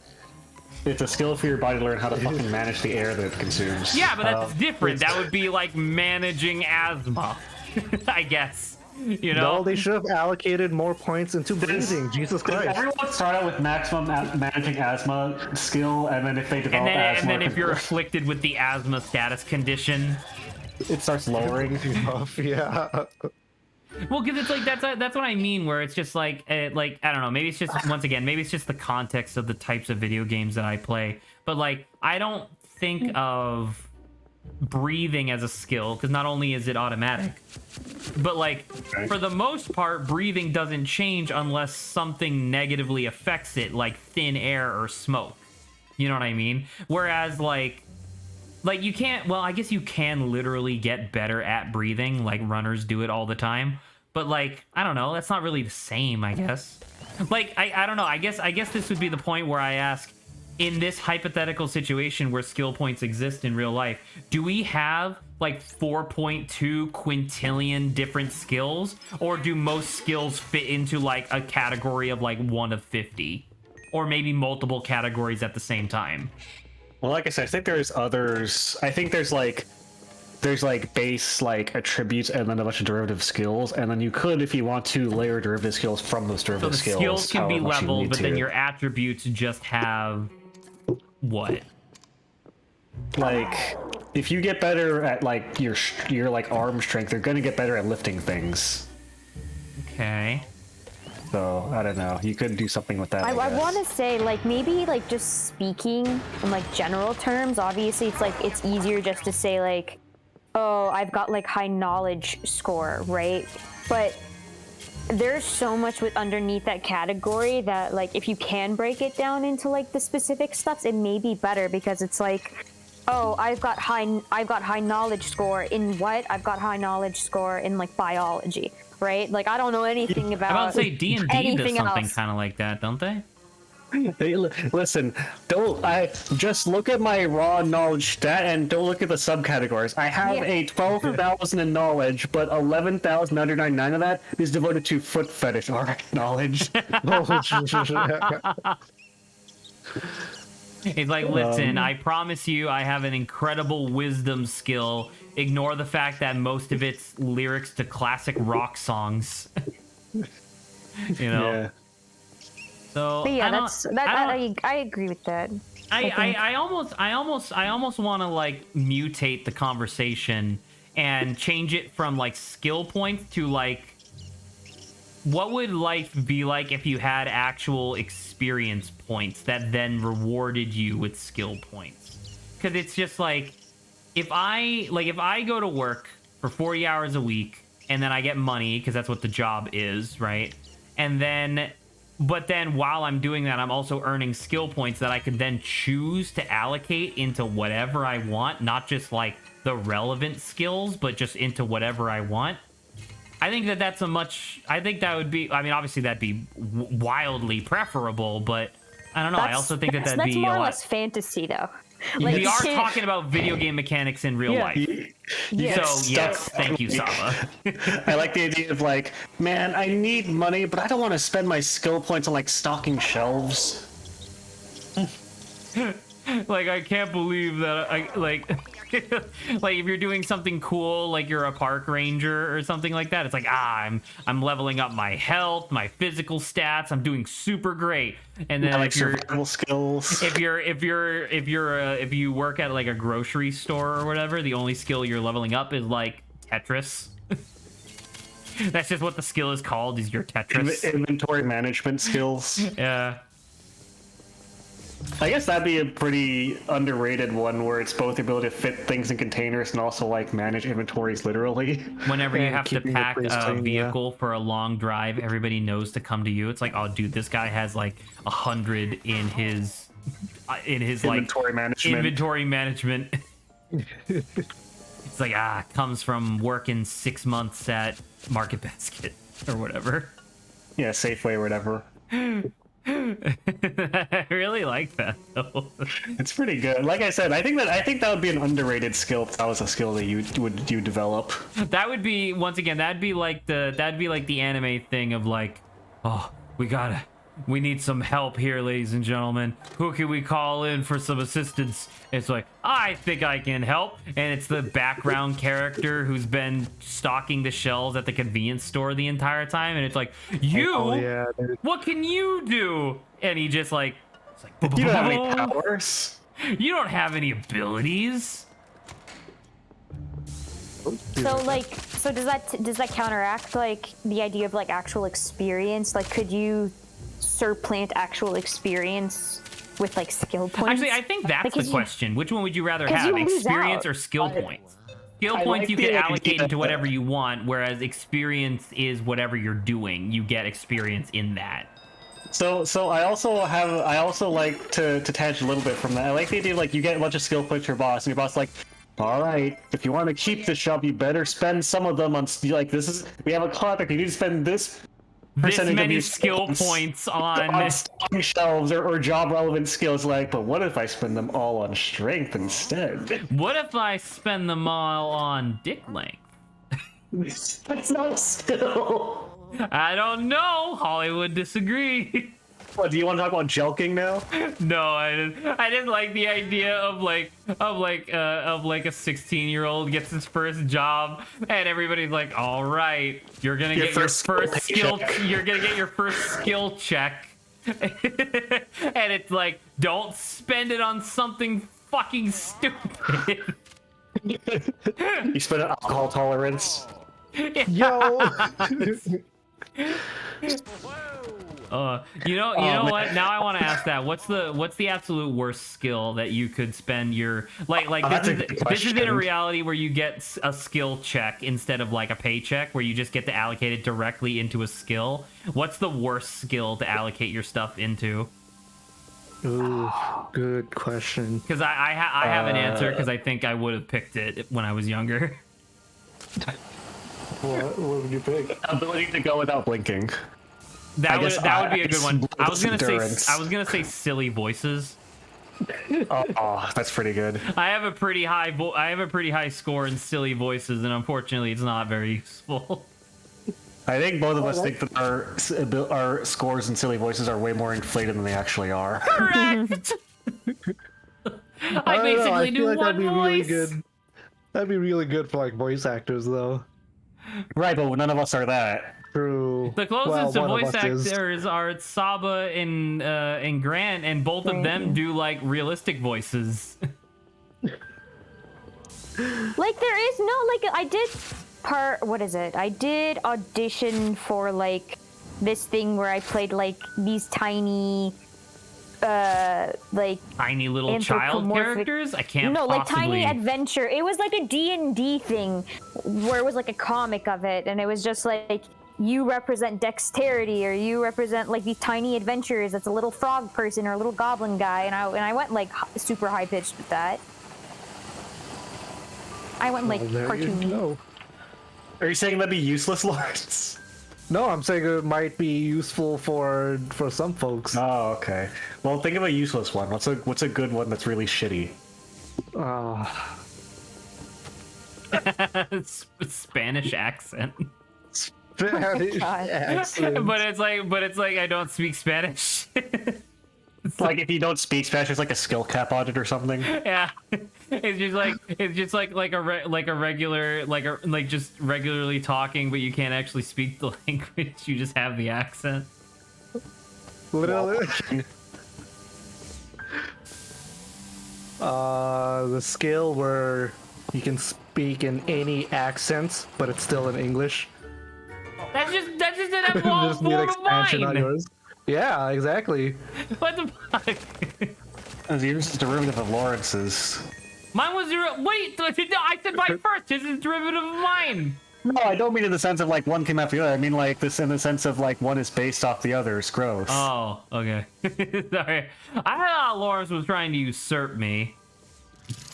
Well, I You still am, shit. but Lawrence!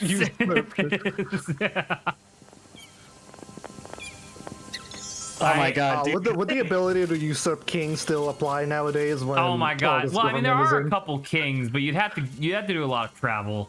Yeah, I think that's what I'm thinking. So one that I think is at least moderately actually useful is typing speed. But I want to ask, are all of you able to touch type? It depends, actually. What is touch type? It's when you're able to, without looking at the keyboard necessarily, touch the keyboard, feel the ridges on the F and J keys, orient your fingers, and type things without looking at the All keyboard. right, well that's different. Rubbish. That's touch typing utilizing the home row. I can touch type without doing that, but it mostly comes down to whether or not I'm like thinking of something else. Like if I'm watching a YouTube video, I have to look at the keyboard because I don't know. I guess I just don't remember where anything is. But if I'm like typing an essay, yeah, it's fine. I guess you could, if you want to, orient yourself using the bigger buttons like Tab, Caps Lock, Shift, Enter. I actually use a space. I put my thumb on the space bar. Then I was know gonna say, where everything else traditionally it's F and J, and that's why those ridges are there. is. That's why those ridges are there. It's true. But, assumedly, everyone here being a bunch of fucking nerds, we can all type decently fast, right? Yeah, not average. Saba, what's your typing speed, do you know? I was like, I think like 72. That's fine. You know what? That's Fuck it, pretty I'm good. gonna test it right now. Let's go. Mine is between 90 and 100. I will go take a typing test if you need to. So I guess Well, it's on average about 95, because it's between 90 and 100.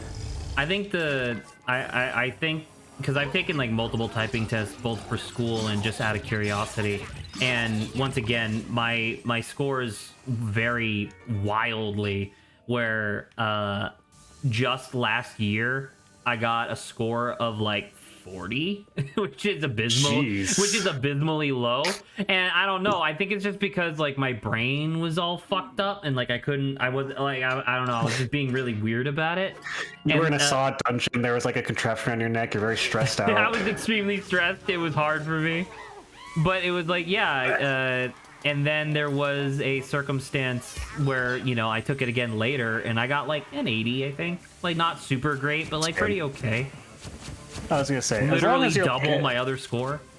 As long as you're like 60-ish or above, then you're probably fine. But I will say that like I am, and maybe I shouldn't be, but I am so tremendously disappointed at the typing speed results of all the kids in my program because they type so fucking slowly. Bro, give them those like There are kids that have hand-eye coordination problems. That's fine. Like I don't expect to type very fast, where they like have to type like using one finger at a time, or even one finger in one hand only. And it's like, okay, well we can work on that, and you'll be fine eventually, or whatever. Like you don't need that. There's like text, voice to text. That's fine. But there's kids that are like fully like manual dexterity is fully fine. They are based. Their only thing is that they have behavioral issues, and they still like the fastest typer in that class is like 60. Now that I think about it, is typing speed the modern day equivalent of penmanship? I wouldn't say.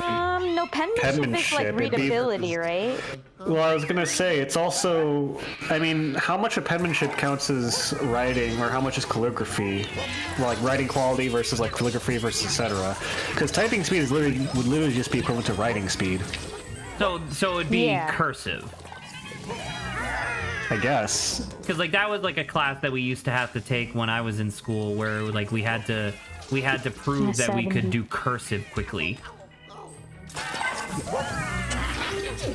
Yeah, I guess. Speed is 56 words per minute. Garbage. I mean, Wow, it could be Lawrence. worse. With 97% I had like 70. accuracy. That was me. So yeah, I think I'm on the slower average side. Did you have to look at the keyboard? Yes. Like every once in a while, I have to look down. Like, the fuck am I Fucking typing? exposed. That's not. Fucking I get wasn't him. even trying to hide it. I can't have a I'm just co-host who saying. doesn't know how to type. You know what? Fuck you. I'll do it again. I'm not even gonna look at the keyboard. Yeah, I wanted to be like Give 10 me a minutes minute. a minute. That'd be great. Oh, shit, was it you? Okay, never mind. Oh, this is hard. Oh god. Wait, where's the dash? Shit. So yeah, I guess to finally wrap up this conversation as we approach the end of stream, I'm gonna mutate Garbage. Adrian's original question, and I'm gonna say, which one would you rather have? Like, if you got to choose between one or the two, would you rather have experience exist in real life, or skill points that are like experience would only be in the stuff that you're doing, or like similarly applicable things, right? But then skill points would be harder to acquire, but you could allocate them into literally anything you wanted.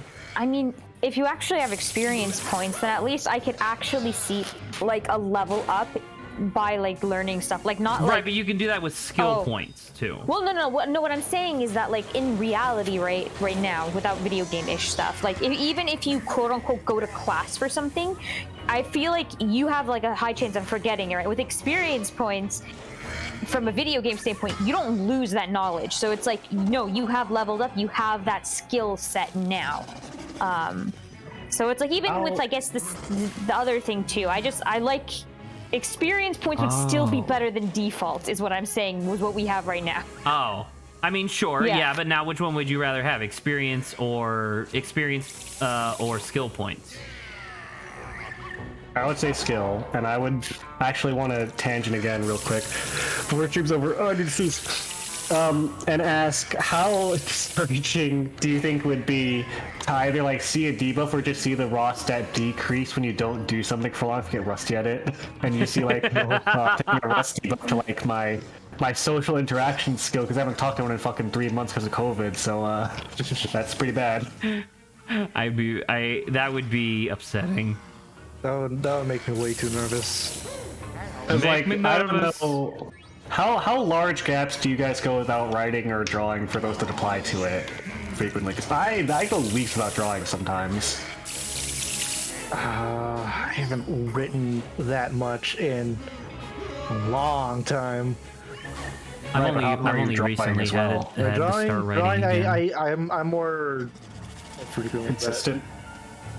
Yeah, it's consistent, like once a week, maybe more. That's good.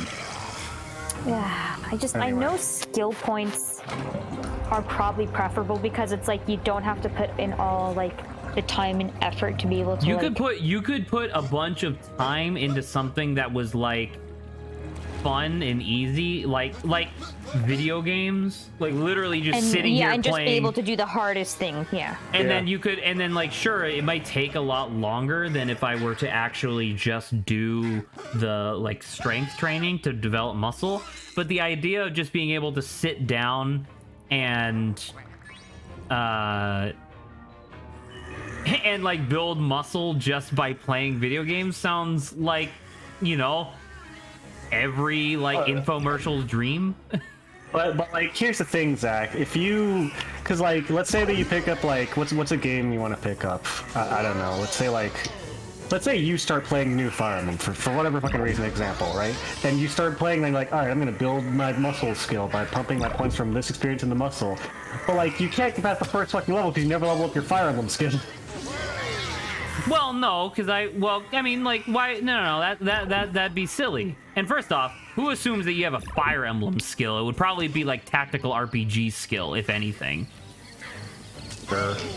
Oh, got him. Give me your tail.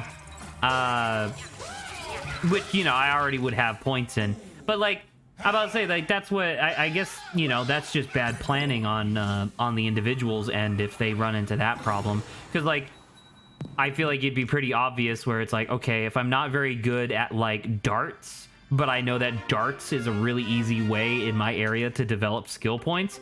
I'm just going to actually allocate a bunch of points into darts first, so that way darts becomes easier to earn skill points in, and then I'm going to start allocating them into the actual stuff that I want. Right, but what if you find out you really love darts and want to get better? Then win-win. And win. You know, like Fair that's enough, great. I guess. Competitions. Lawrence, Yeah. how was your typing test without looking at the keyboard? Oh no, I quit. I rage quit. Oh. It was He complete rage garbage. Yeah, there's just one word that with a like it was like up to date, but it had all the dashes in between. So I started Right above the guessing P, right. Lawrence. No, Oh, yeah, I when got it starts getting into the whatchamacallit, got the B, I grammar didn't get the stuff, dashes. then I start being like, where are they on the keyboard? Yeah, I just was like, all right, I'm done. I don't want to do this no more. You guys tell me that you Without can't close your looking at eyes your and visualize a keyboard. keyboard? Without looking at your keyboard, how many of the shift symbols do you know for the number keys? Don't look not at in your order. keyboard. I know, like some stuff, Yeah, but don't not in have to be in order. order. Let's just say, so I couldn't tell you just straight up, but if you asked me for which, like, what's the symbol for each number, I could probably tell you. Okay, what's the number? What's the symbol for 1? Exclamation point. Exclamation point. 8. Hashtag? No, Damn, hashtag no, is it's asterisk. 3. Damn it. Okay, never mind. I can't do that. I know there's like I knew I would throw a wrench into your exclamation system if point. I asked you for Let's something say- way down the line. I have very situational where, like, if I'm typing it, I have to look at it, but, like, I don't know, I can't recall if someone just asks me. If you ask me to do it by typing, That's what you a bunch just of said to do, symbols- though. I was wrong. Oh, okay. as long as we're clear on that. Which typing test was I that, was wrong. Adrian? You should post that typing test. So Oh, I just googled typing test here. Typing.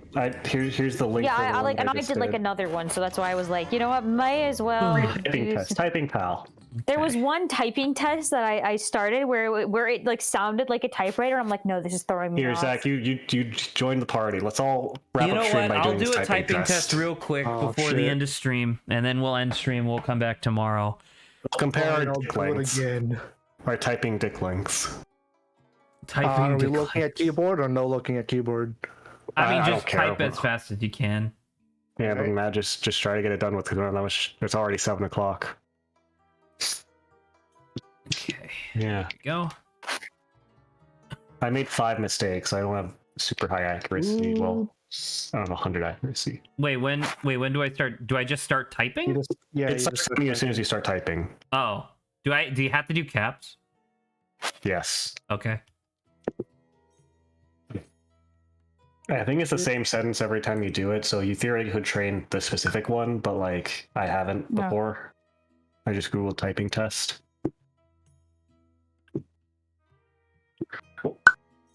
Oh, I'm garbage. See, the thing about me is I tend to make mistakes, but I go back and fix them. But this one doesn't let me go back and fix them.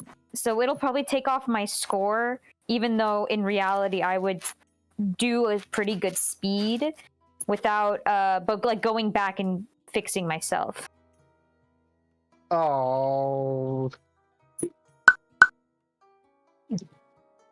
I'm actually just spelling the words wrong. It's like I'm not typing them wrong. I'm literally just like, how the fuck do I spell adequate? my fingers keep getting stuck on the other keys, and it's making me misspell shit all the Your time. key sticky, Lawrence? My keys are tall, actually, which I don't like, but I grabbed this keyboard from my brother's room.